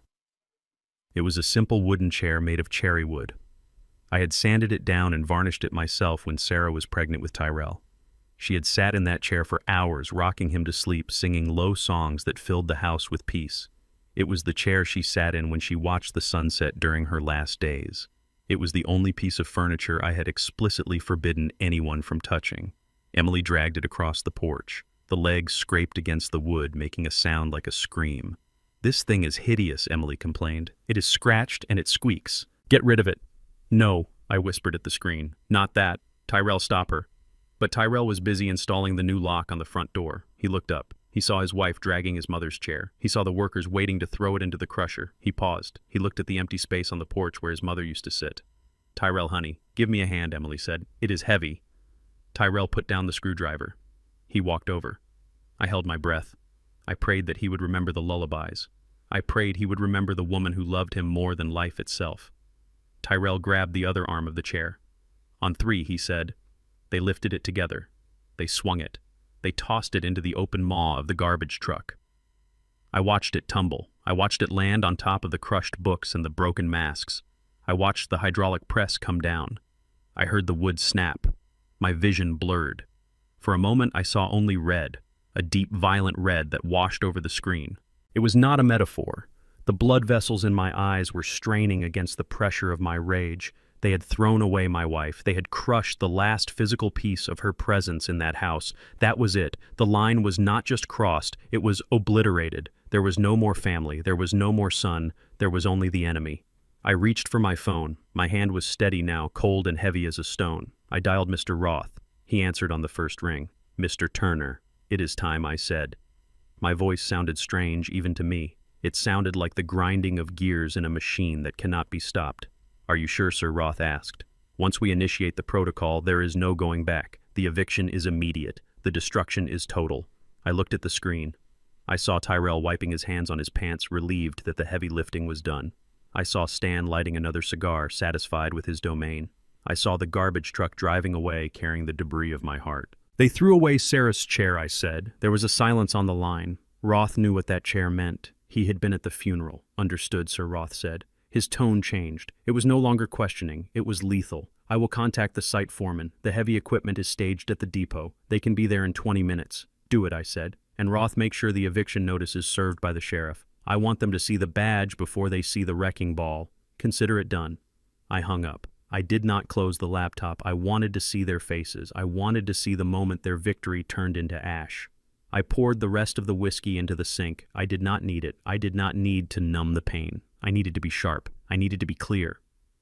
I walked to the window of my penthouse. The city lights were bright below me. Millions of people living millions of lives. And somewhere down there, a convoy of yellow machines was roaring to life, diesel engines coughing smoke into the night air. They were coming for the beach house. They were coming for Stan Montgomery. Stan wanted to prove I had abandoned the property. He wanted to prove I was negligent. He was about to find out that I had not abandoned anything. I had just cleared the blast zone. The sun was setting on the coast. The shadows were getting long.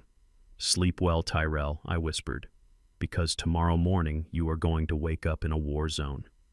I sat in my penthouse office with a fresh cup of black coffee. The sun was just beginning to crest over the horizon, painting the sky in hues of violent orange and bruised purple. It was 6 in the morning. To most people, this was an ungodly hour. To a construction man, it was the start of the workday. On my monitors, the beach house looked peaceful. The ocean was calm. Inside the house, the Montgomery family slept the deep sleep of the victorious. They believed they had won. They believed they had successfully seized my property and erased my history. They were dreaming of the millions they would steal from my trust fund. But dreams end when the alarm clock rings, and their alarm clock was about to be a 4,000 horsepower diesel symphony. I checked the time on my watch. 5:59. I counted down the seconds. 3, 2, 1. The ground shook. It was not a subtle vibration. It was a deep guttural rumble that vibrated through the foundation of the house. It was the sound of heavy industry waking up. It was the sound of conquest. On the screen, I saw the lamps in the living room rattle. The empty wine bottles Stan had left on the coffee table clinked together like nervous teeth. In the master bedroom, Stan Montgomery shot up in bed. He looked wild. His hair was standing on end, and his eyes were wide with primal confusion. He did not know where he was. He thought it was an earthquake. He thought the world was ending. "What the hell is that?" he screamed.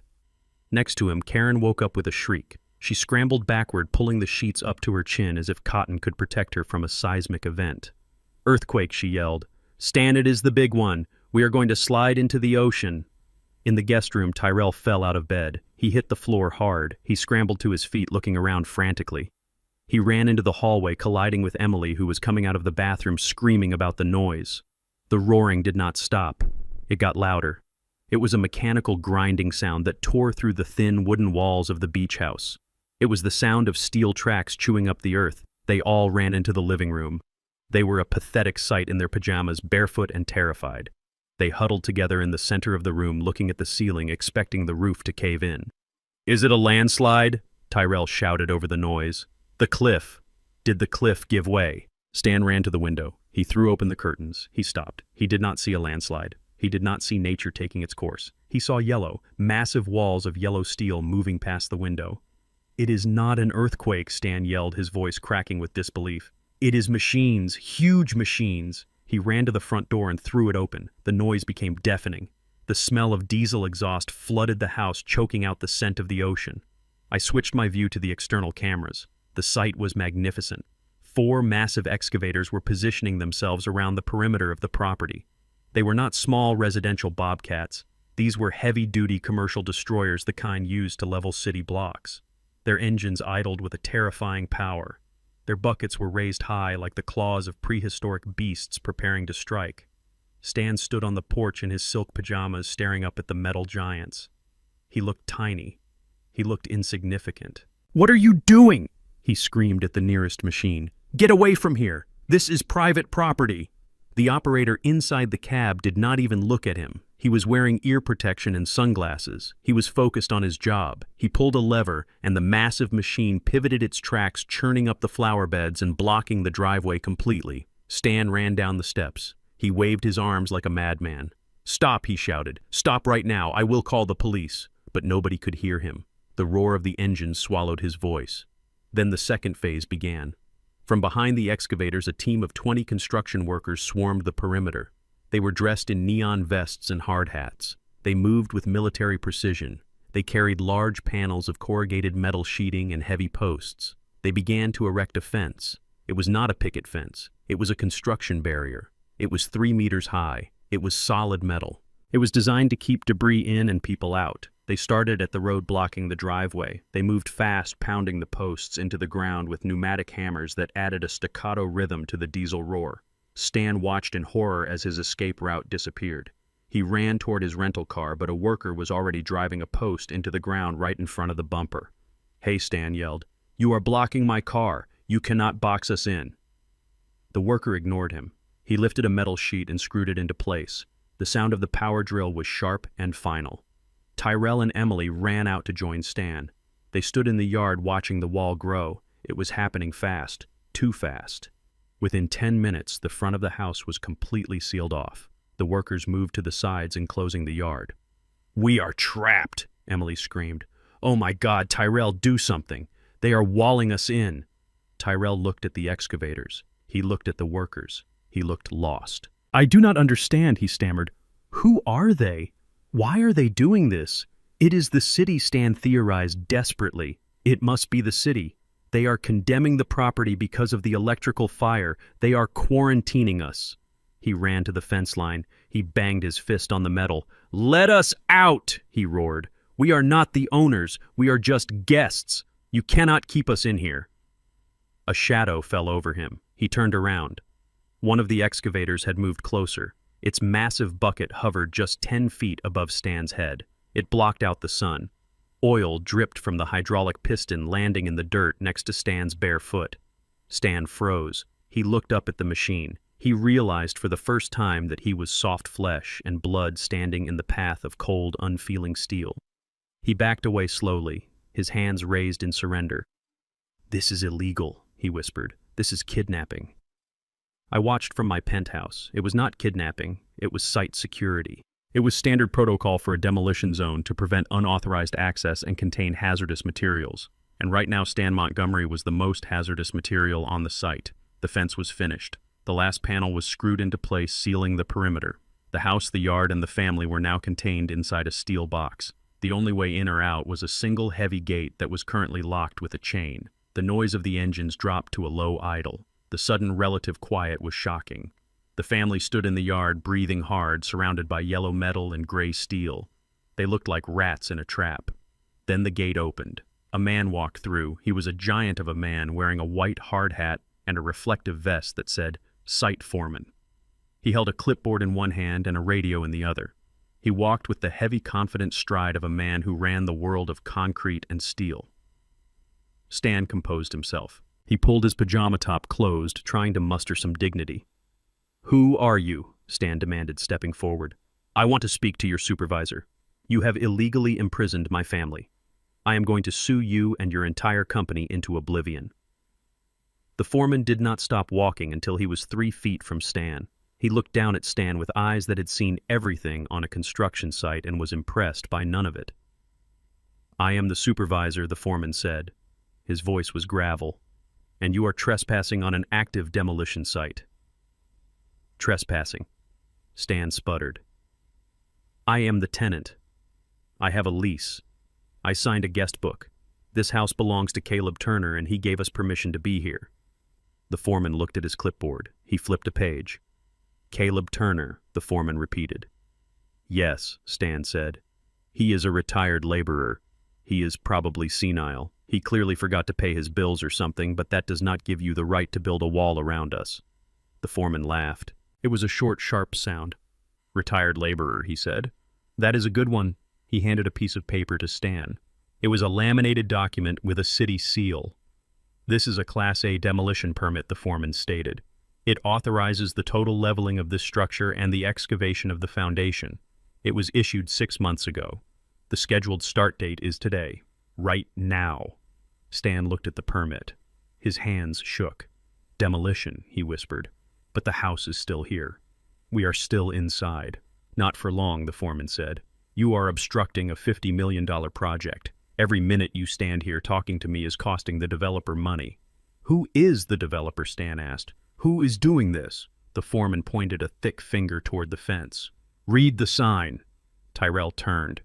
He looked at the massive vinyl banner that had been hung on the outside of the fence but was visible through the gap in the gate. It showed a rendering of a gleaming glass resort that would rise from the sand. It was beautiful, it was modern, it was iconic, and at the bottom in bold silver letters it read, A Blue Horizon Development, and underneath that, in smaller but distinct text, Lead Architect and CEO Caleb Turner. Tyrell stared at the sign. He read the name. He read it again. Caleb Turner, Tyrell whispered. Emily grabbed his arm. That is your father's name, Tyrell.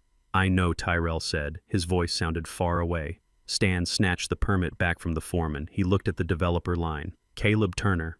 No, Stan said, shaking his head. No, that is impossible. Caleb Turner is a nobody. He fixes toasters. He does not build resorts. He does not own excavators. This is a coincidence. It is a different Caleb Turner. The foreman stepped closer. He leaned into Stan's face. There is only one Caleb Turner, the foreman said, and he is the man who signs my paychecks. He is the man who owns every piece of equipment you see here, and he is the man who gave the order to clear this site. Tyrell looked at the foreman. My father, Tyrell asked. My father owns all of this. The foreman looked at Tyrell with a mixture of pity and disgust. Your father owns the skyline, kid. He built half the city. I do not know what rock you have been living under, but Caleb Turner is a legend in this industry. And right now he is very unhappy that you are squatting in his blast zone. Tyrell fell to his knees in the dirt. The reality hit him like a physical blow. The blueprints he had found the night before, the $10 million trust fund, the confidence in my voice on the phone. It all made sense. I was not a poor old man hiding money in a mattress. I was a titan hiding in plain sight, and he had treated me like a servant. Oh God, Tyrell moaned. Oh God, what have I done? Stan was still in denial. He was turning redder by the second. This is a trick, he yelled. It is a prank. He printed a fake sign. He rented these machines to scare us. He is trying to intimidate me. The foreman pulled a radio from his belt. Mr. Turner, he said into the mic, the squatters are refusing to vacate. They claim the site ownership is fraudulent. Awaiting instructions. I pressed the button on my desk microphone. My voice traveled over the miles through the secure digital link and blasted out of the massive loudspeakers mounted on the construction trailers. My voice echoed across the beach house yard, booming like the voice of God. Hello, Stan. Stan jumped. He looked around wildly. Where are you? I am everywhere, Stan. My voice continued calm and amplified. I am in the walls you tried to tear down. I am in the ground you tried to poison, and I am in the contract you signed. Stan looked up at the speakers. He looked terrified. Caleb, he stammered, is that you? It is me, Stan, and you are correct about one thing. I am retired. I retired from tolerating people like you. Tyrell looked up at the speakers, tears streaming down his face. Dad, he cried. Dad, I did not know. Please stop this. You did not know because you did not look, Tyrell, I said. You saw a flannel shirt and you stopped looking. You saw a black man in a wooden house and you assumed I was nothing. I paused, letting the silence hang heavy over the roar of the idling engines. Now get off my construction site. You have 5 minutes before I start charging you the penalty fees listed in the book you signed. And Stan check page 4. The rate is $20,000 an hour. The color drained from Stan's face completely. He looked at the excavators. He looked at the fence. He looked at the sign with my name on it. He finally believed. And for the first time in his life, Stan Montgomery was speechless. Tyrell stared at the phone in his trembling hand. The screen showed the call was connected. The seconds ticked by on the display, but no sound came from the small speaker against his ear. Instead, the sound came from the sky. It rolled over the property like thunder, vibrating the metal sheets of the fence and rattling the windows of the condemned house. It was my voice, but it was amplified to a volume that demanded absolute submission.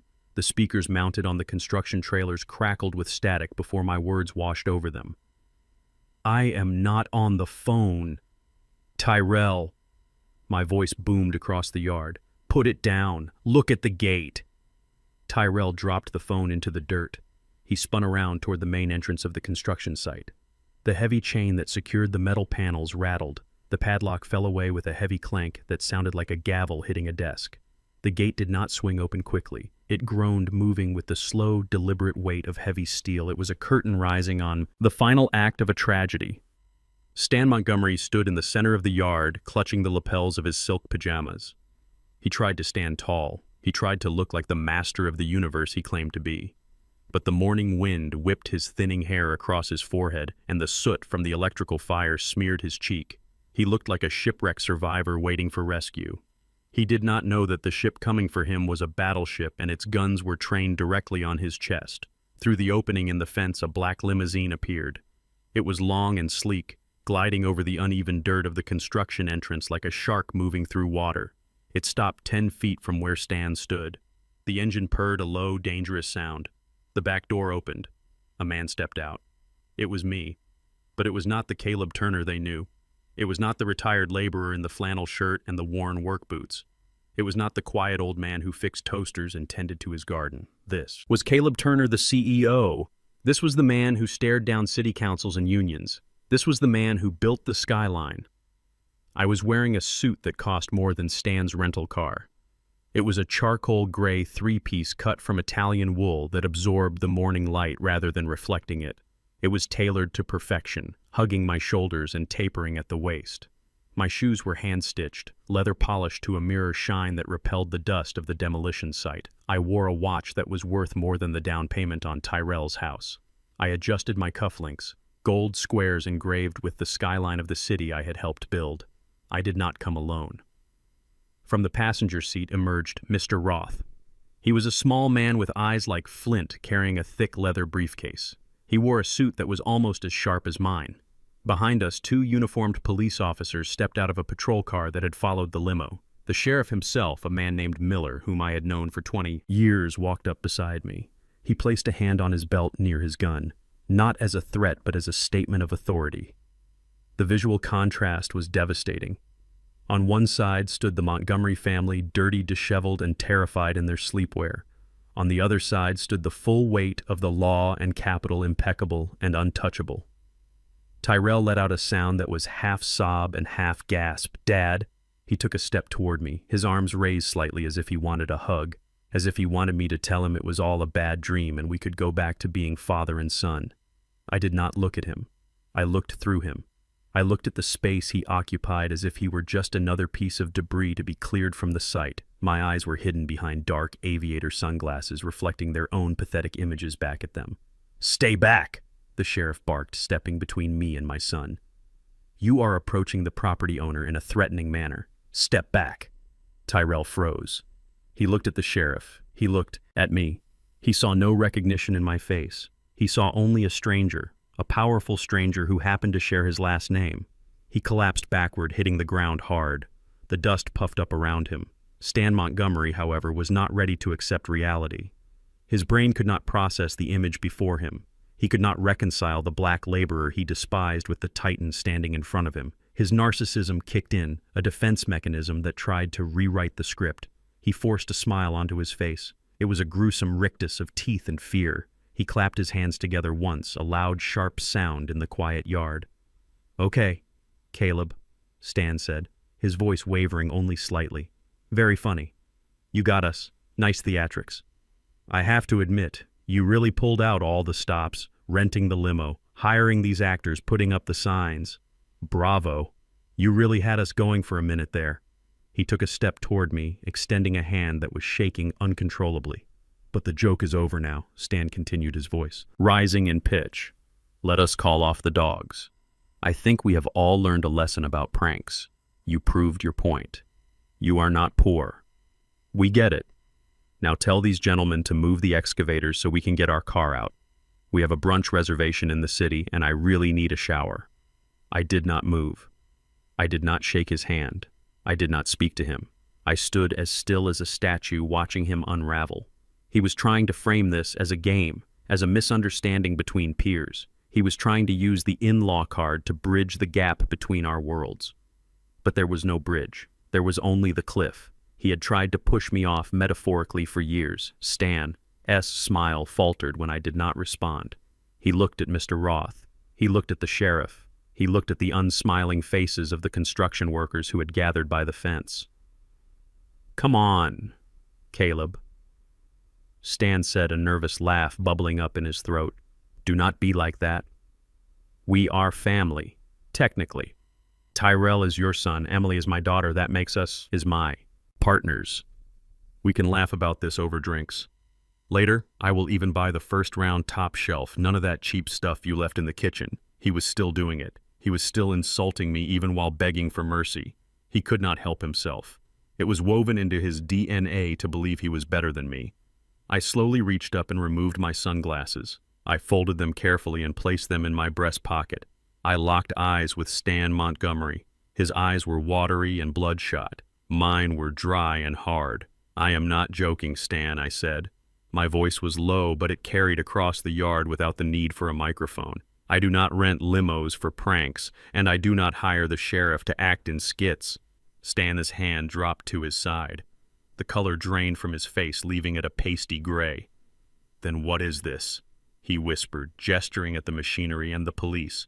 This is an eviction, I said simply. And it is a collections meeting. Collections, Stan sputtered. I do not owe you anything. I signed a guest book. A stupid little guest book. I turned to Mr. Roth. I did not need to shout. I did not need to argue. I just gave a small nod. Mr. Roth read the false I commanded. Mr. Roth stepped forward. He opened his briefcase with a sharp click. He pulled out the black leather book Stan had signed with such arrogance just days ago. He held it up like a preacher holding a Bible. He cleared his throat. Mr. Montgomery. Mr. Roth began, his voice crisp and professional. You executed a binding commercial lease agreement for an active demolition zone labeled Site B14.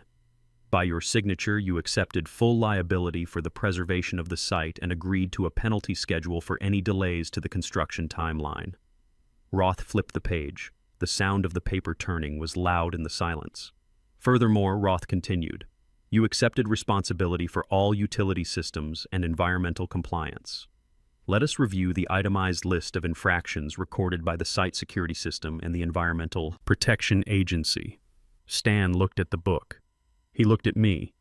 He realized then that the pen I had left him was not a courtesy. It was a weapon, and he had used it to sign his own execution warrant. Mr. Roth did not smile. He did not offer a handshake. He simply placed his briefcase on the hood of the nearest police cruiser and snapped the latches open. The sound was like 2 pistol shots in the morning air. He reached inside and pulled out a plastic evidence bag. Inside the bag was the black leather book I had left on the kitchen counter. The gold ribbon was still marking the page where Stan Montgomery had signed his name. Stan stared at the book. He recognized it immediately. His face twisted into a sneer of dismissal. Oh, please, Stan scoffed, waving a dismissive hand. Is that what this is about? You are upset because I did not follow the house rules in your little diary. Fine. I smoked inside Sue. I will pay for the cleaning. Mr. Roth held the bag up to the light. The morning sun glinted off the plastic. Mr. Montgomery. Mr. Roth said, his voice level and devoid of emotion. I need you to verify something for the record. Is this your signature on page 42? Stan rolled his eyes. He looked at the sheriff. He looked at me. He wanted an audience for his exasperation. Yes, that is my signature, Stan said loudly. I signed your guest book, Caleb. I signed it the minute we walked in. Just like your son asked. I played your game. Now can we stop with the theatrics? Thank you, Mr. Roth said. He handed the bag to the sheriff, who accepted it solemnly. You admit then that you executed this document willingly and without coercion? Mr. Roth asked. Executed. Stan laughed harshly. I signed a guest book, buddy. I did not sign a confession. I did not read the fine print because who reads a guest book? It is a courtesy. It is a contract, Mr. Roth corrected sharply. The change in his tone made Stan flinch. It was like watching a shark suddenly thrash in the water. Mr. Roth pulled a photocopy of the signed page from his briefcase. He held it up for Stan to see. This document is titled Short-Term Commercial Lease and Liability, Assumption Agreement for Designated Demolition Zone. B-14. It is a standard industry contract used when a third party requests access to a site scheduled for heavy industrial work. Stan blinked. Demolition zone, he repeated.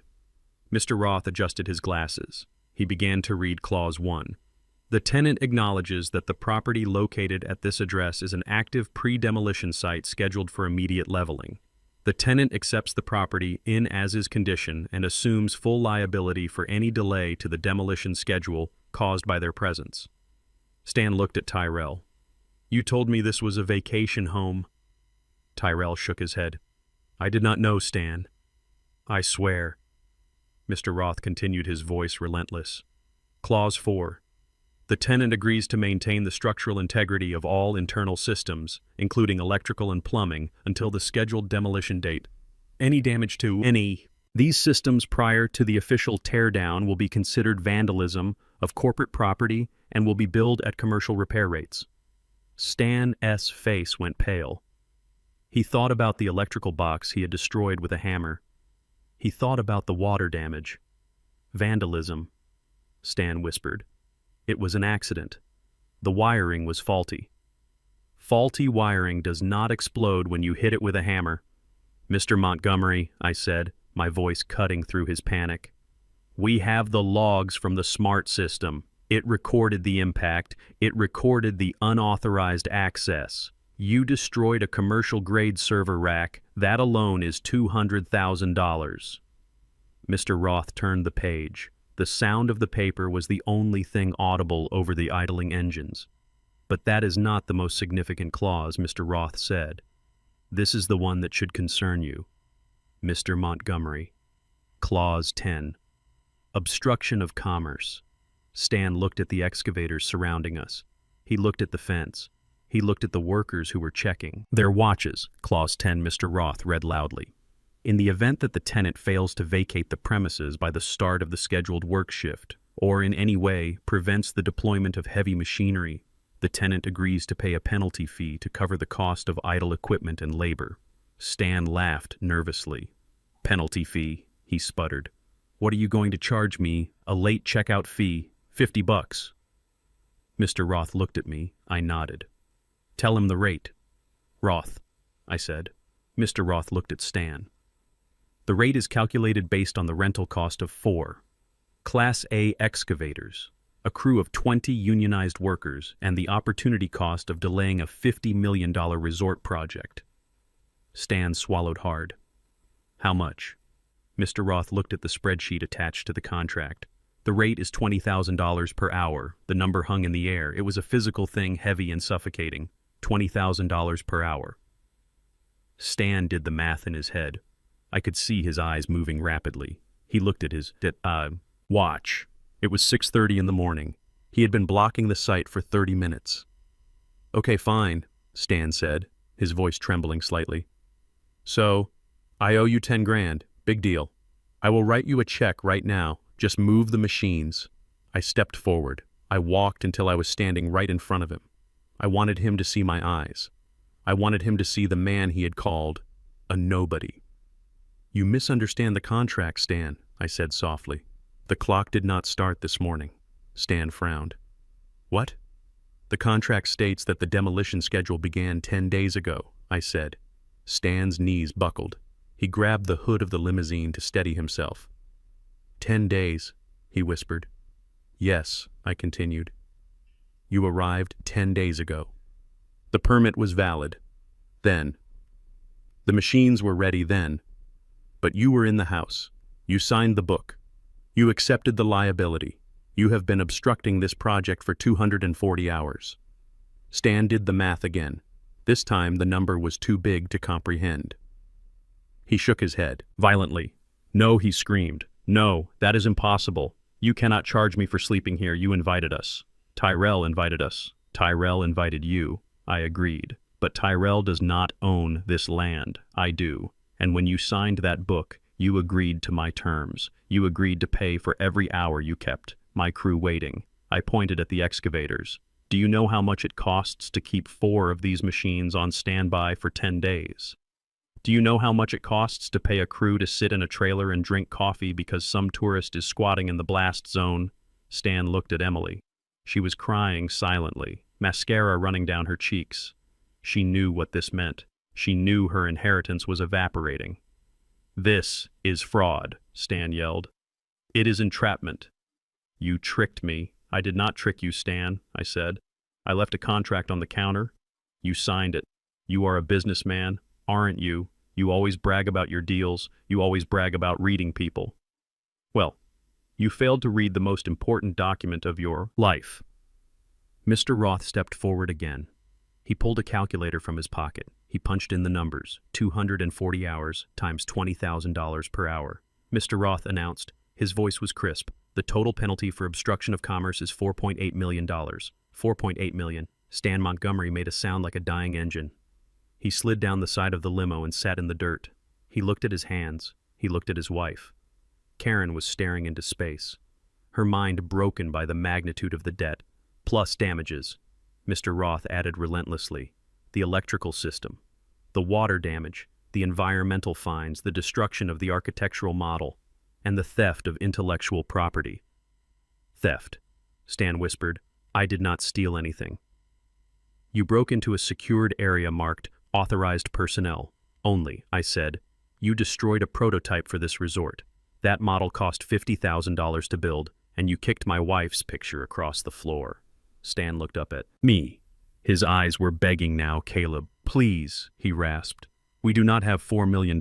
I am liquid right now, but the market is tight. I can pay you something. I can pay you $50,000. I laughed. It was a cold, hard sound. $50,000 does not even cover the fuel for these machines. I looked at Tyrell. My son was standing apart from them watching the destruction of his in-laws. He looked at me with a mixture of awe and terror. He realized then that he had bet on the wrong horse. He had sided with a man who was drowning in debt against a man who owned the ocean. Dad, Tyrell said softly. You cannot do this. It will ruin them. They ruined themselves, Tyrell, I said. They walked into my house and treated it like a garbage dump. They treated you like a servant, and they treated me like a ghost. I am just presenting the bill.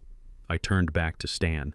You have 24 hours to pay the full amount, I said, or I will execute the lien clause in the contract. Lien clause, Stan, whispered Clause 15. Mr. Roth said, helpful as always, the tenant grants the property owner a priority lien on all personal assets to cover any unpaid debts arising from this agreement. This includes real estate vehicles and investment portfolios. Stan looked at his wife. He thought about his house in Chicago, the house that was already leveraged to the hilt, the house he was desperately trying to refinance. You cannot take my house, Stan cried. I can. I said, and I will. You signed the book. Stan, you gave me everything. I signaled to the foreman. Clear the site, I ordered. The foreman nodded. He waved his hand. The engines of the excavators roared to life. The sound was deafening. The ground shook again. Stan scrambled to his feet. He grabbed Karen's hand. He grabbed Emily's hand. Run, he screamed. Run before they crush us. They ran toward the gate. The construction workers stepped aside, letting them pass. They stumbled out of the metal box, leaving their luggage behind, leaving their dignity. Behind Tyrell stood there for a moment. He looked at me. He looked at the family, fleeing down the road. Go with them, Tyrell, I said. You made your choice. You wanted to be a Montgomery. Go be one. Tyrell looked at me one last time. Then he turned and ran after them. I watched them go. Then I turned to the house, my sanctuary, my history. It stood tall against the blue sky, silent and proud. Do it, I said to the foreman. The first excavator raised its bucket. It swung toward the porch, toward the spot where Sarah used to sit. The wood crunched. The glass shattered. The roof collapsed. I did not look away. I watched every second of it. I watched my past turn into dust. It was worth every penny. Mr. Roth cleared his throat, and the sound was like dry leaves scraping against concrete in the absolute silence of the demolition site. He held a single sheet of paper in his hand. It was not a contract this time. It was an invoice, a bill of sale for the destruction of my home and the insult to my life. He walked over to Stan Montgomery, who was still slumped against the tire of his rental limousine looking like a deflated balloon. Stan did not want to take the paper. His hands were shaking so badly he looked like he was having a seizure. He knew what was on that paper. He knew that whatever number was written there was going to end his life as he knew it. Mr. Roth did not wait for Stan to reach out. He simply let the paper fall. It drifted through the morning air and landed on Stan's lap, bright white against the dark silk of his ruined pajamas. Stan looked down. He tried to look away, but his eyes were drawn to the bottom line, the bold black numbers that summed up the cost of his arrogance: $1,200,000. Stan made a noise. It was a high-pitched whimper, a sound that should not have come from a grown man. He read the itemized list out loud, his voice cracking with every syllable. Structural damage to the smart grid, $200,000. Environmental remediation fees, $300,000. Destruction of unique architectural prototypes, $50,000. Breach of contract. Penalties, $650,000. He stopped. He could not breathe. He looked up at me, and his eyes were wide and wet with terror. He tried to stand up, but his legs refused to work. He collapsed back onto the dirt, his expensive linen pants staining with oil and dust. $1.2 million, he whispered. It was a prayer to a God who was not listening. I do not have it. I do not have that kind of liquidity. My assets are tied up. The market is down. Caleb, please. I looked down at him. I did not feel pity. I felt the cold satisfaction of a mathematician solving a complex equation. The numbers balanced. The debt was real. It is not just about liquidity, Stan, I said, my voice flat.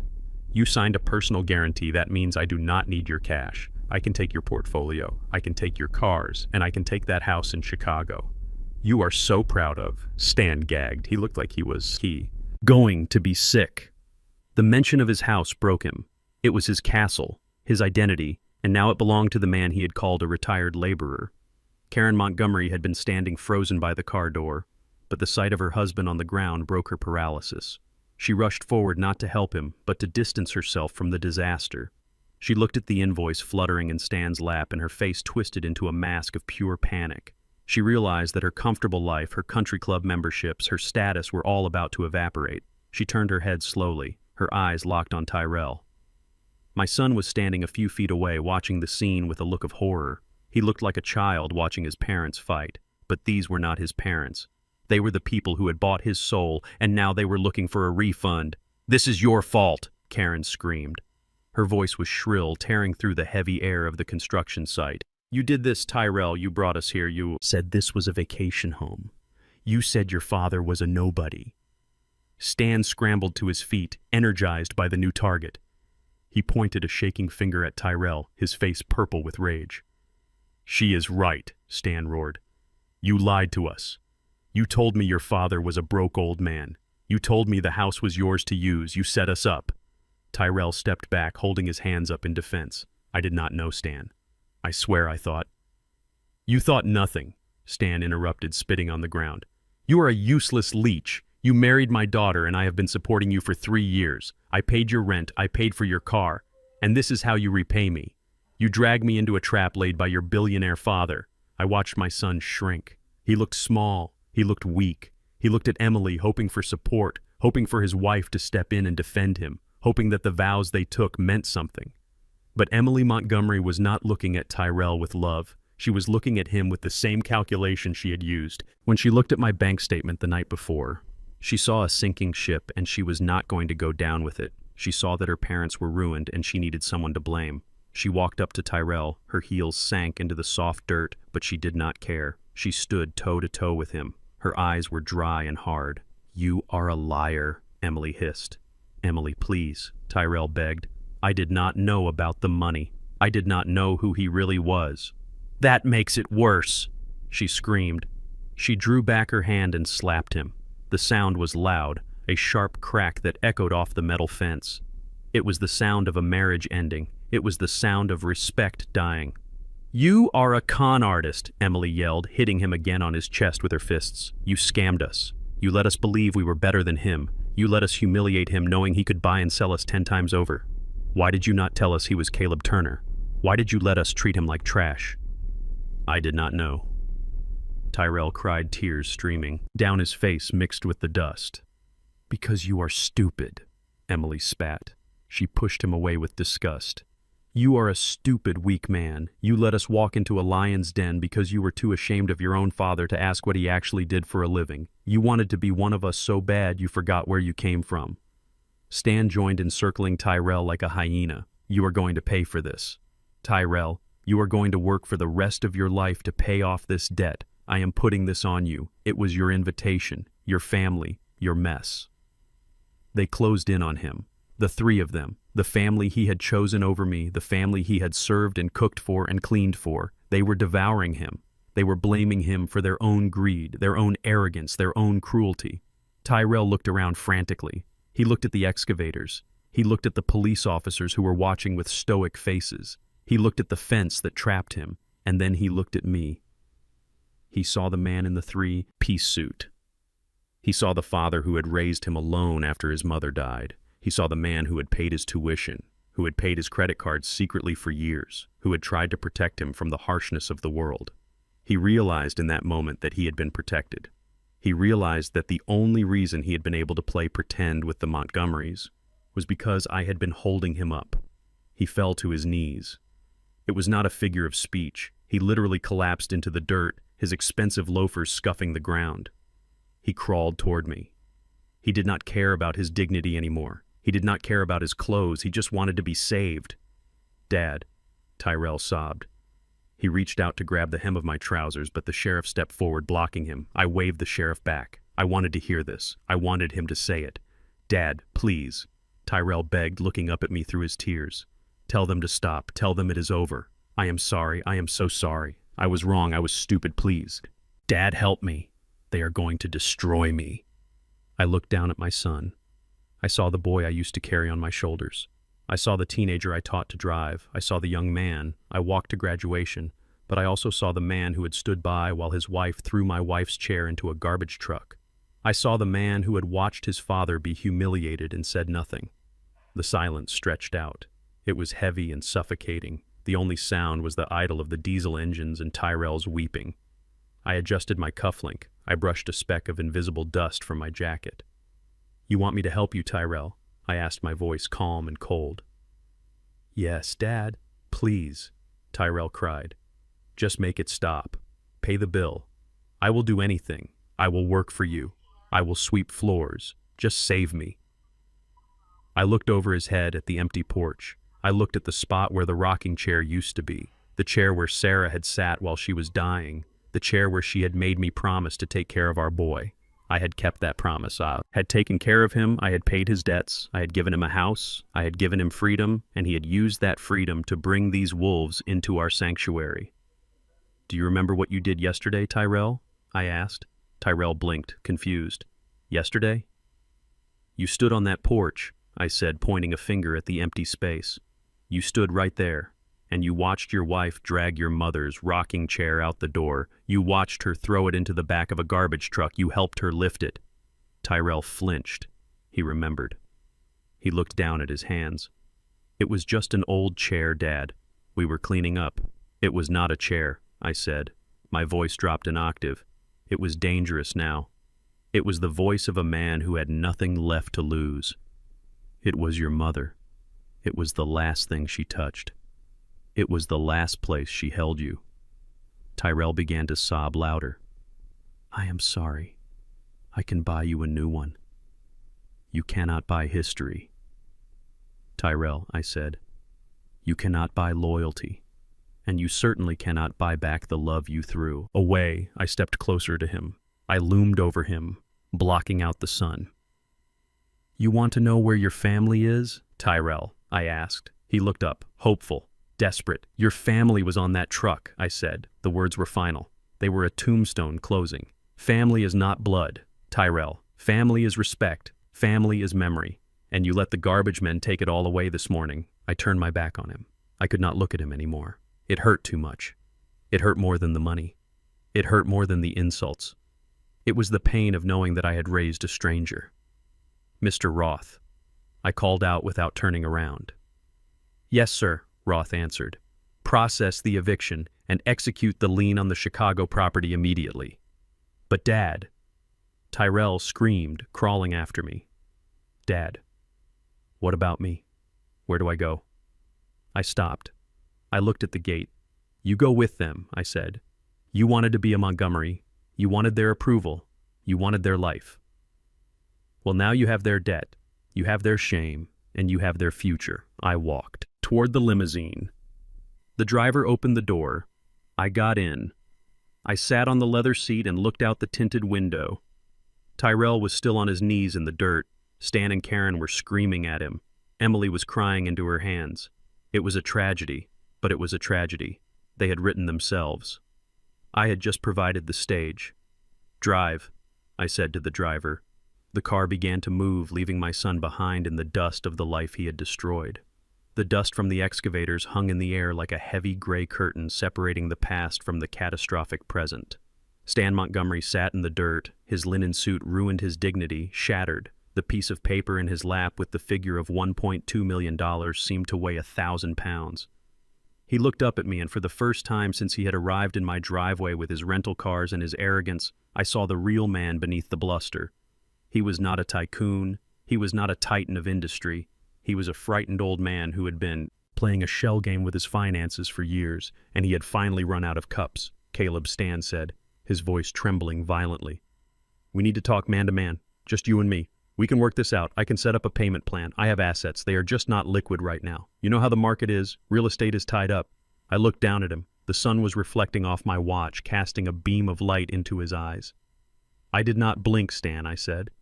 My voice was calm, cold, and devoid of sympathy. There is no payment plan. This is a commercial demolition site. Obstruction fee. It is due upon receipt. And judging by the way you forced my son to pay that $50,000 EPA fine yesterday, I suspect you are not just illiquid. I suspect you are insolvent. Stan flinched as if I had slapped him. Karen gasped, clutching her pearls. She looked at her husband, waiting for him to deny it, waiting for him to laugh and pull out a black card and make this nightmare go away. But Stan did not laugh. He looked at the ground. He looked at his hands, which were stained with the soil of the land he had tried to steal. It is a temporary situation, Stan whispered. His voice was so low Tyrell had to lean in to hear it. The business took a hit last quarter. My credit lines are frozen just for a few days. The bank made a mistake. My cards are locked. That is why we came here. That is why we needed the vacation home. We rented the cars on the last active card I have. We are tapped out, Caleb. We have nothing right now. The truth hung in the air, heavy and suffocating. The great Stan Montgomery, the man who had sneered at my furniture, who had called me a laborer, who had belittled my son for 3 years, was broke. He was a fraud. He had come to my house not to vacation, but to hide. He had come to live for free because he could not afford his own lifestyle. And when he saw my bank statement, when he saw the $10 million, he did not just see a windfall. He saw a lifeline. He saw the only way to save himself from drowning. You are broke, I stated. It was not a question. You are bankrupt, and you tried to have me committed to a mental institution so you could steal my money to pay your debts. You pushed my son to betray me because you needed a scapegoat. Stan began to cry. It was a pathetic sound, sob racking his heavy frame. Yes, he choked out. We were desperate. The house in Chicago is second mortgaged. The cars are leased. We were going to lose everything. If we could just get control of your trust, we could have fixed it all. We could have paid it back eventually. I swear you were never going to pay it back, I said. You were going to bleed me dry, and then you were going to throw me away, just like you threw away my wife. Yes, Chair. I turned to Mr. Roth. He admits insolvency, I said. Document that Mr. Roth was writing furiously in his notebook. Admission of bankruptcy noted. This activates the immediate seizure clause. Stan looked up, panic flaring in his eyes. Seizure. What seizure? Before he could answer, the heavy boots of the sheriff crunched on the gravel. Sheriff Miller had been standing silently by the limousine, his hand resting on his belt, watching the confession unfold. Now he stepped forward. His shadow fell over Stan, blocking out the sun. "Mr. Montgomery," Sheriff Miller said. His voice was deep and authoritative. "I have heard enough about your financial problems. Now we need to discuss your criminal ones." Criminal Stan stammered. "I haven't committed a crime." "Being broke isn't a crime. Tampering with a commercial utility grid," is the sheriff said. He pulled a pair of metal handcuffs from his belt. They glinted in the morning light. "We have the report from the fire marshal regarding the incident 3 days ago. You used a hammer and pliers to destroy a secured Turner Group utility panel, causing a high-voltage arc explosion." Stan scrambled backward in the dirt, pushing himself away with his heels. "No, that was an accident. I was trying to fix the water. The plumbing was bad. The plumbing was locked," the sheriff corrected. "You bypassed a digital security lock marked with a warning sign. You destroyed critical infrastructure. That is not just vandalism, Mr. Montgomery. That is reckless endangerment. You created a fire hazard in a high fire risk zone. The entire neighborhood could have gone up in flames because of your arrogance," Karen screamed. "Stan, tell him. Tell him it was Tyrell. Tell him Tyrell told you to do it," but Stan could not speak. The sheriff reached down and grabbed Stan's wrist. He pulled him up from the dirt. Stan was heavy, but the sheriff was strong. He spun Stan around and slammed him against the side of the limousine. The sound of the handcuffs ratcheting shut was final and terrifying. "Click, click. You have the right to remain silent," the sheriff recited. "I suggest you use it." Stan struggled against the cuffs. "Get off me. Do you know who I am? I am Stanley Montgomery. I have lawyers." "You have a public defender," the sheriff said, pushing Stan toward the patrol car, "because by your own admission you cannot afford a lawyer. And right now you are under arrest for felony destruction of property and reckless endangerment." Tyrell watched his father-in-law being dragged away. He looked at me, his eyes wide with shock. He had spent 3 years worshiping this man. He had spent 3 years thinking Stan was the epitome of success, and now he saw him for what he was. A criminal in pajamas crying in the back of a police car. Emily ran toward the patrol car, banging on the window. Dad, do not say anything. We will fix this." She turned to me, her face twisted with hate. "You did this. You set him up. You knew the power was dangerous." "I did nothing," I said coldly. "I locked the door. Your father broke it down. I put up a warning sign. Your father ignored it. He set himself up. Emily, he thought he was above the rules." The sheriff put Stan in the back seat and closed the door. The lock engaged, trapping the man who hated small spaces. Stan pressed his face against the glass, shouting words we could not hear. "Now," Mr. Roth said. Roth, stepping forward again. "We still have the matter of the outstanding debt. $1.2 million. The criminal charges do not absolve the civil liability."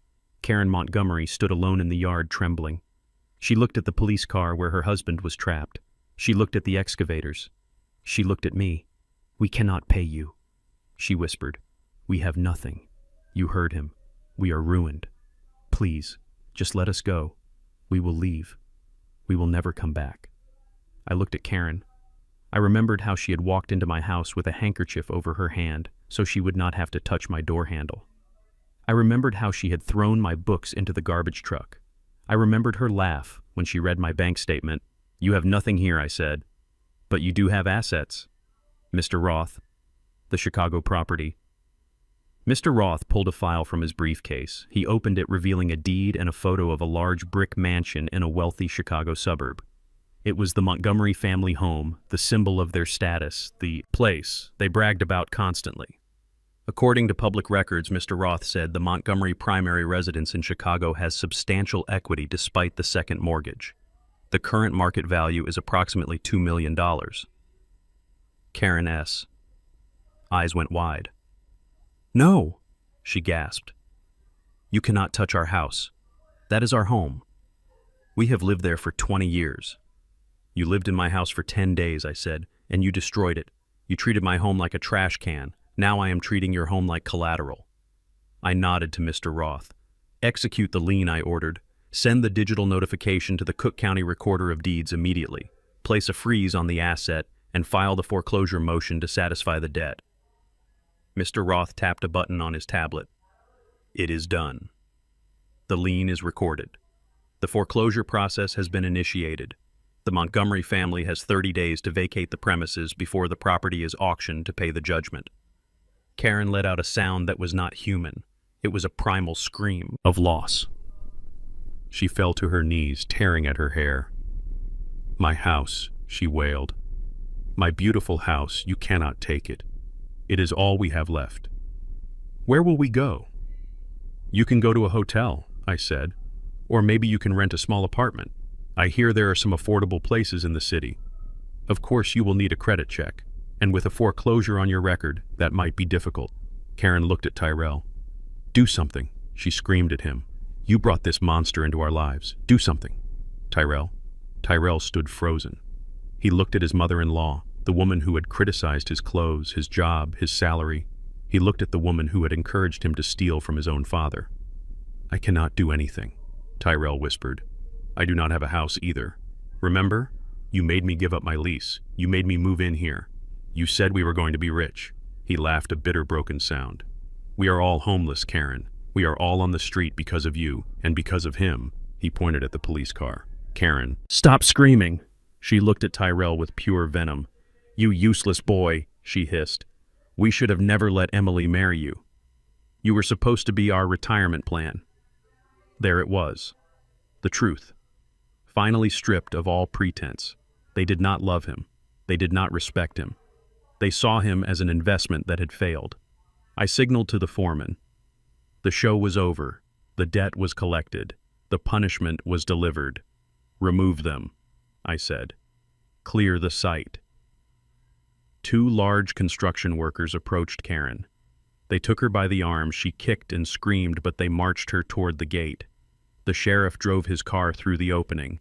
Stan S.'s face still pressed against the glass, watching his world disappear. I turned to Tyrell and Emily. They were the only ones left standing in the dirt. The heavy machinery engines revved up. The ground shook. The excavators began to move forward, their tracks grinding the earth. "It is time to go," I said simply. Emily looked at me. She looked at the machines. She looked at her husband. She had a choice to make, and I knew exactly what she was going to do. The sheriff's patrol car disappeared down the coastal road, carrying Stan Montgomery to a holding cell and leaving a cloud of dust that slowly settled over the demolition site. Karen was gone, dragged away screaming by the security team. Now the only sound remaining was the low, menacing rumble of the 4 excavators idling in a circle around the house like iron beasts waiting to feed. In the center of this industrial arena, only 3 of us remained. Myself, my son Tyrell, and his wife Emily. I stood by the open door of my limousine watching them. Tyrell was staring at the ground, his shoulders shaking. He looked like a man who had been hollowed out. But Emily was not looking at the ground. She was looking at me. Her eyes were darting from my Italian suit to the gold watch on my wrist, to the gleaming black car. She was doing mental arithmetic. She was calculating net worth and realizing she had made a terrible strategic error. She took a breath.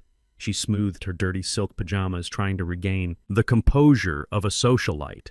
She stepped away from Tyrell. She put physical distance between herself and her husband, as if failure were a contagious disease. She walked toward me, her face transformed. The sneer of disgust she had worn for 3 days vanished. It was replaced by a look of wide-eyed innocence, a look of vulnerability that she had probably practiced in the mirror. "Dad," she said softly.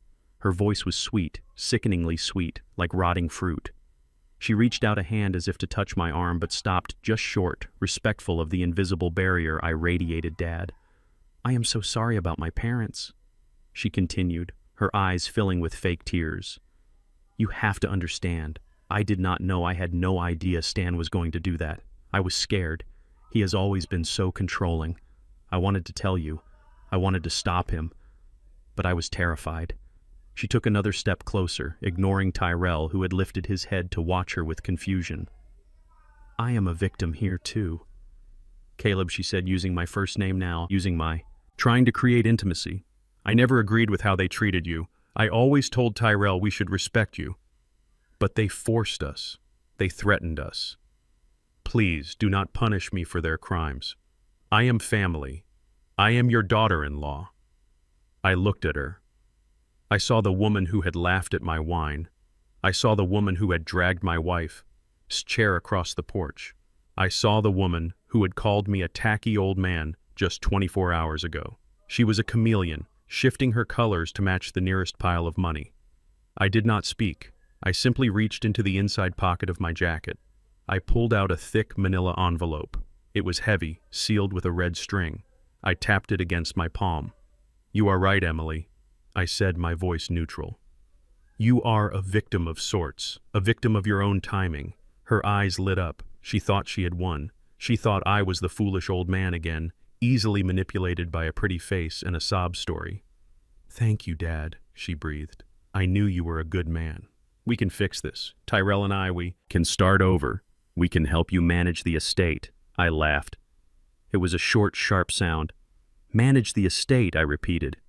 "You misunderstand me, Emily. I am not offering you a job. I am offering you a mirror." I handed the envelope to Tyrell. He took it with trembling hands. He looked at me confused. "What is this?" Tyrell asked. "Open it," I commanded. "It is a gift of clarity." Tyrell unwound the red string. He slid the documents out. There were 2 distinct sets of papers, stapled separately. The first document was on heavy legal bond paper. The title was bold and unmistakable: Petition for Dissolution of Marriage. Tyrell blinked. He looked at the header. Petitioner, Emily Montgomery. Respondent, Tyrell Turner. He looked at Emily. "What is this?" Tyrell whispered. Emily froze. Her face went pale. The mask of the innocent victim slipped, revealing the panic underneath.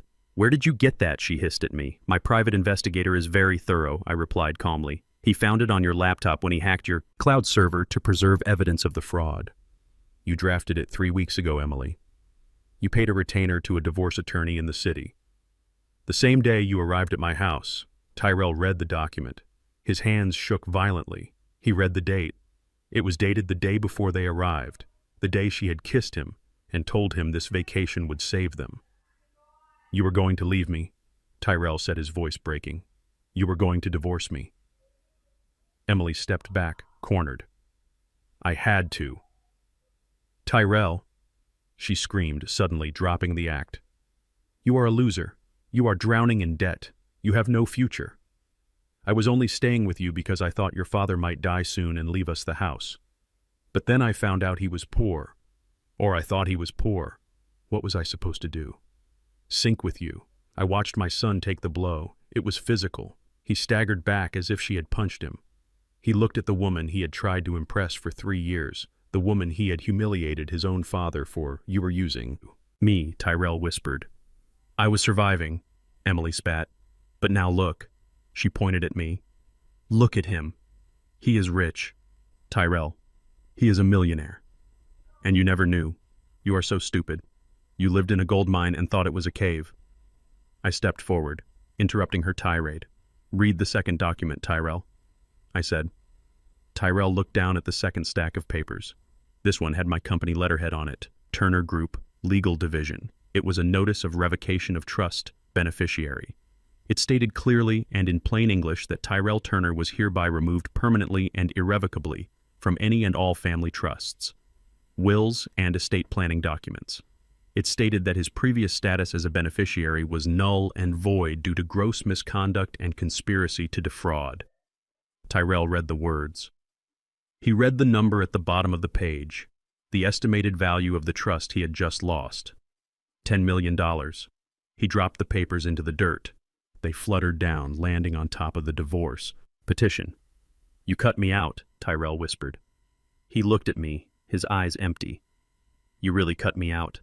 "I did not cut you out, Tyrell," I said. My voice was hard granite. "I freed you. You wanted to be independent. You wanted to be a big man who makes his own decisions. Well, now you are. You have no safety net, you have no trust fund, you have no wife to support, and you have no father to bail you out." Tyrell fell to his knees in the dirt for the second time that morning, but this time he was not begging. He was broken. He realized the magnitude of his loss. He had traded a kingdom for a few days of approval from a man who was now in handcuffs. "Dad, please," he moaned. "I have nothing. I have absolutely nothing." "You have your health," I said coldly. "And you have a lesson. Learn it." Emily looked at the papers in the dirt. She looked at the divorce petition. She realized her plan B had failed. She realized she could not pivot to me because I knew everything. She realized she could not stay with Tyrell because he was now officially destitute. She made a noise of frustration, a guttural growl. She turned to Tyrell, who was weeping in the dust. "You are pathetic," she screamed at him. "Get up. Stop crying. You are embarrassing me even now." She looked at me. Her eyes were full of hate. "You think you won," she hissed. "You are just a sad old man alone with your money. You have no family." I looked at the excavators. I looked at the crew standing by the fence, loyal men who had worked for me for 20 years. I looked at Mr. Roth, who had protected my interests like a bulldog. "I have plenty of family, Emily," I said, "and unlike yours, mine does not require a credit check." I checked my watch. The time for talk was over. The schedule was tight. I turned to the foreman. "Clear the yard," I said. The foreman whistled. 2 large workers approached Tyrell. They did not touch him roughly, but they were firm. They took him by the arms and lifted him to his feet. "Come on, son," the worker said. "Time to go." Tyrell looked at me one last time. His eyes were pleading, searching for a crack in my armor, searching for the father who used to read him stories. "Dad," he whispered. I did not answer. I turned away. I walked back to the limousine. I got in and closed the door. The glass was tinted. I could see out, but they could not see in. I watched as the workers escorted Tyrell and Emily to the gate. They pushed them out onto the public road. Outside the fence, outside the protection of my world. Tyrell stood on the asphalt. He looked at his wife. "Emily," he said, reaching for her. Emily recoiled. She looked at him with pure revulsion. "Do not touch me," she said. "I am done. Tyrell, I am calling an Uber, and do not follow me. I am going to my sister's. You are on your own." She walked away, pulling her phone out, tapping furiously on the screen. She did not look back. Tyrell stood alone. He was barefoot. He was wearing dirty pajamas. He had no wallet. He had no car. He had no home. He had $50,000 in debt and a divorce pending. He looked at the gate. He looked. "Sign that," said Blue Horizon Development. He looked at the name Caleb Turner. He covered his face with his hands and began to walk. He walked down the road away from the ocean, away from the legacy he had squandered. I watched him until he was just a speck in the distance. Then I picked up the radio microphone inside the limo. "Tear it down," I said. The engines roared. The buckets lifted. The first blow struck the roof of the beach house. The sound of splintering wood was the only goodbye I needed. The heavy steel gate of the construction site rattled as it was pulled open by 2 security guards. The sound was harsh and final, like the closing of a prison cell, but this time the prisoners were being thrown out into the world.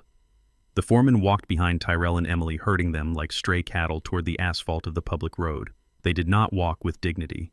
Tyrell stumbled his feet, dragging in the dust, while Emily walked with a rigid, furious stride, trying to distance herself from the man. She had called her husband 5 minutes ago.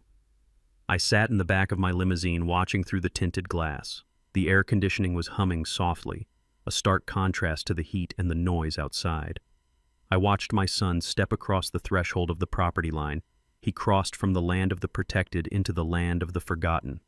The moment his foot hit the public pavement, he was no longer my responsibility. He was just a man with a debt he could not pay and a future he could not see. The security guards stopped at the gate. They did not step outside. They stood like sentinels, forming a wall of yellow vests and crossed arms. The foreman pointed down the road. "Get moving," he barked. "You are blocking the entrance for the heavy haulers." Tyrell turned around. He grabbed the chain-link fence, his fingers curling through the metal mesh. He pressed his face against the wire, looking back at the house, looking back at me. "Dad!" he screamed. His voice was thin, carried away by the ocean wind. "Dad, please do not do this. Let me back in. I will fix it. I will work it off. Do not leave me out here." I did not roll down the window. I did not speak. I simply looked at him. I looked at the desperation in his eyes. It was the desperation of a child who had never been told no, who had never touched a hot stove because his father had always blocked the heat. But I was done blocking the heat. Today Tyrell was going to burn. Emily did not look back. She stood on the curb, tapping furiously on her phone. She was already moving on. She was already calculating her next survival strategy. She was a survivor, a parasite looking for a new host, and Tyrell was a husk, She had already drained dry. The gate slammed shut. The guards locked it with a heavy chain. The sound echoed like a gunshot. Tyrell flinched. He realized he was locked out. He realized that the barrier was real. The fence was not just metal, it was the physical manifestation of my will. He was on the outside. I picked up the radio handset in the limo. Execute, I said. The ground shook. The largest excavator, a massive yellow beast with a bucket the size of a small car, roared its engine, black smoke pouring from its exhaust stack. It pivoted on its tracks, the metal grinding against the earth. The operator inside pulled a lever. The hydraulic arm extended, rising high into the blue sky like the neck of a dragon preparing to strike. Tyrell stopped screaming. He looked up.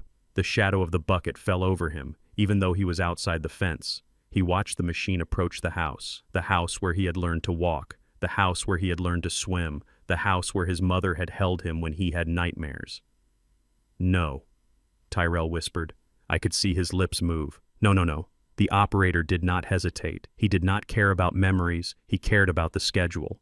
The bucket swung down. It hit the roof of the master bedroom with a sound that I will never forget. It was a crunching, snapping sound, the sound of dry bones breaking. The timber splintered. The shingles flew into the air like confetti. Tyrell let out a wail that tore through his throat. He fell to his knees on the asphalt, clutching his chest as if he were the one being crushed. That room was where Sarah and I had planned our life. That room was where we had decided to adopt Tyrell.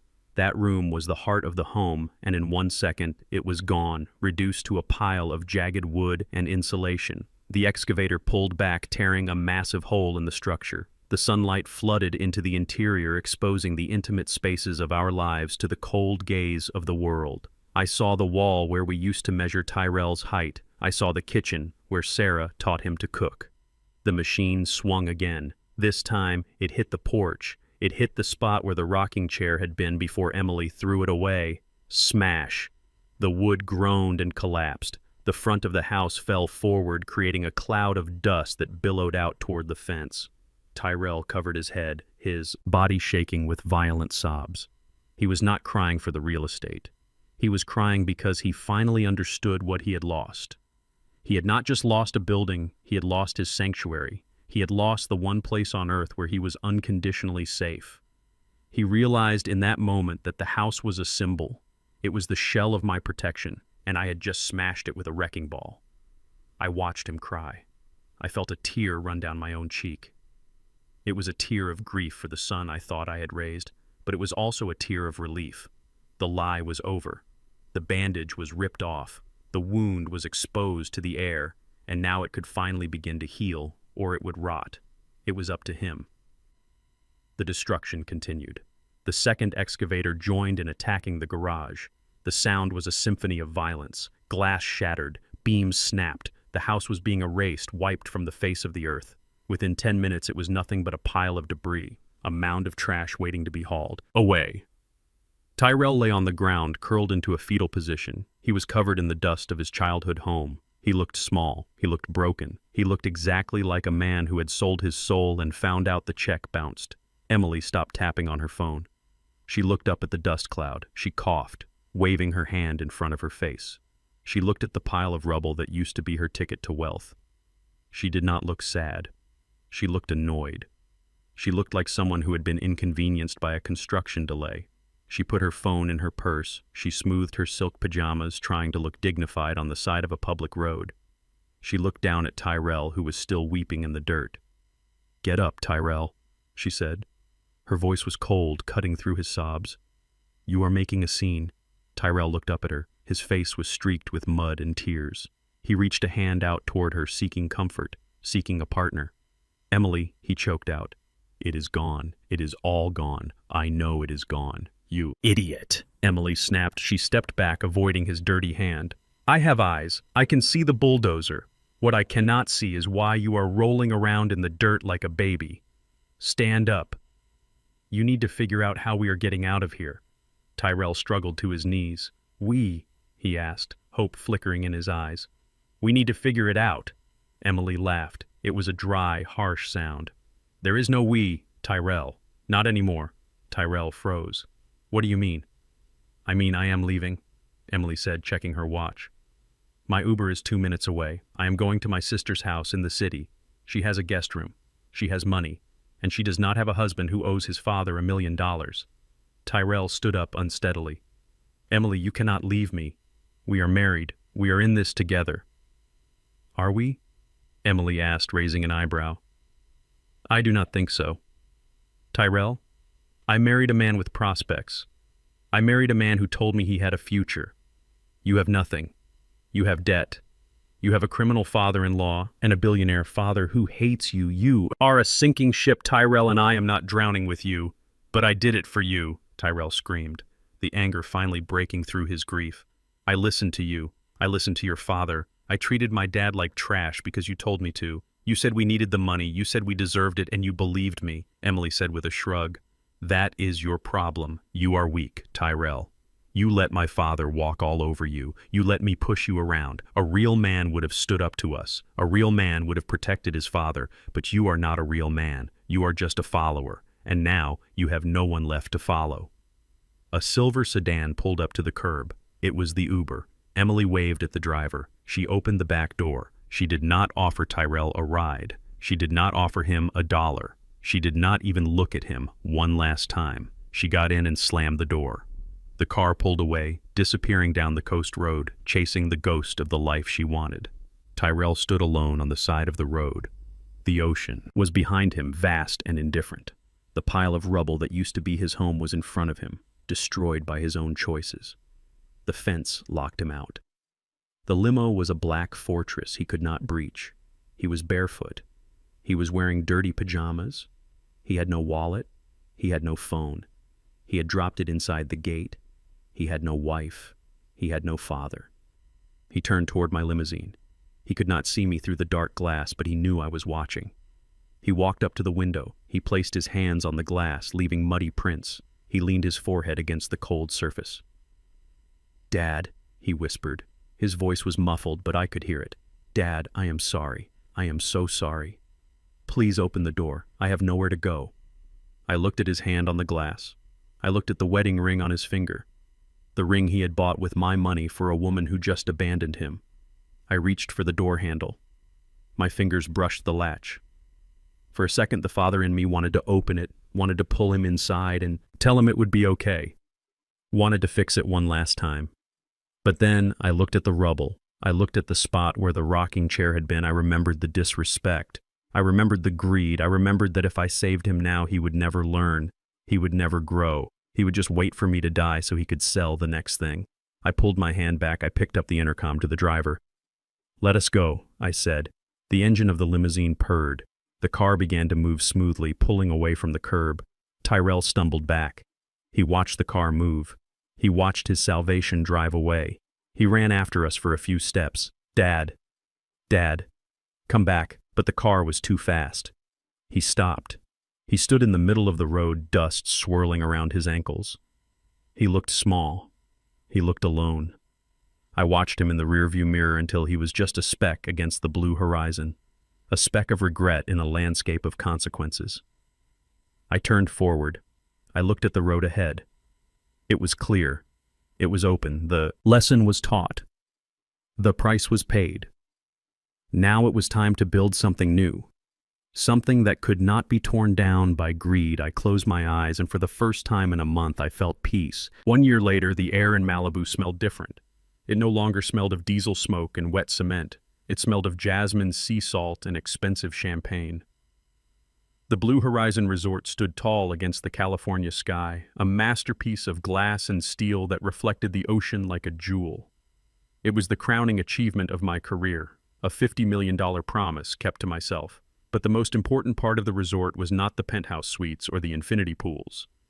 It was the lobby. I stood in the center of the atrium, surrounded by senators, investors, and the city elite.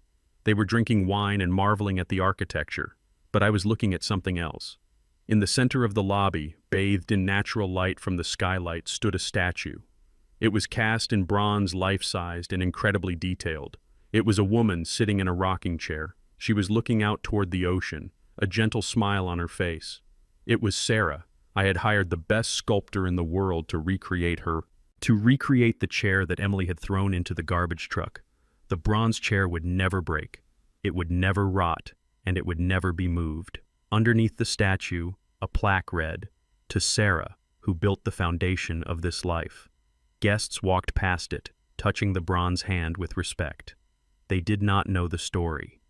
They did not know that this statue stood on the exact spot where the real Sarah had sat while she was dying. They just saw love immortalized in metal.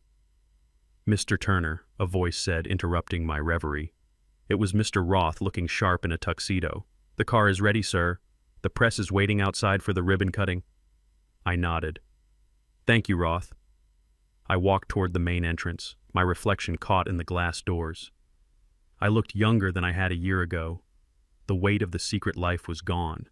The weight of supporting a son who despised me was gone. I was lighter. I was free. We walked out into the warm evening air. Flashbulbs popped. The valet stand was busy. A line of Bentleys and Ferraris stretched down the driveway, waiting to be parked. I looked at the valets. They were young men in crisp white uniforms, running back and forth, sweating under the lights. They were working hard, hoping for a tip, hoping for a break. One valet stood out. He was older than the others. He moved a little slower. He kept his head down, avoiding eye contact with the guests. He opened the door of a silver Porsche and handed the ticket to the owner, his hand shaking slightly. I stopped. I knew that posture. I knew the slope of those shoulders. It was Tyrell. My son was parking cars at my hotel. He looked up. He saw me standing on the red carpet surrounded by cameras and applause. He froze. The keys to the Porsche dangled from his fingers. He looked at my suit. He looked at the resort rising behind me. He looked at the name, Turner, glowing in blue neon above the entrance. For a moment the noise of the party faded away. It was just me and him, separated by 50 feet of pavement and a lifetime of choices. He looked thin. His face was lined with stress and exhaustion. The arrogance was gone, burnished away by a year of hard reality. He was no longer the man who demanded a beach house. He was a man who was grateful for a paycheck. I did not feel anger. I did not feel triumph. I felt a quiet acceptance. This was the natural order of things. Gravity works. Actions have consequences. If you tear down a house, you have to live in the rubble until you build a shelter of your own. Tyrell took a step forward. His lips parted. He wanted to say something. He wanted to call out Dad. He wanted to ask for forgiveness. He wanted to ask for a job indoors. He wanted to be saved, but he stopped. He looked at the bronze statue of his mother, visible through the glass doors. He remembered the chair. He remembered the garbage truck. He remembered the choice he made. He lowered his head. He turned back to the Porsche.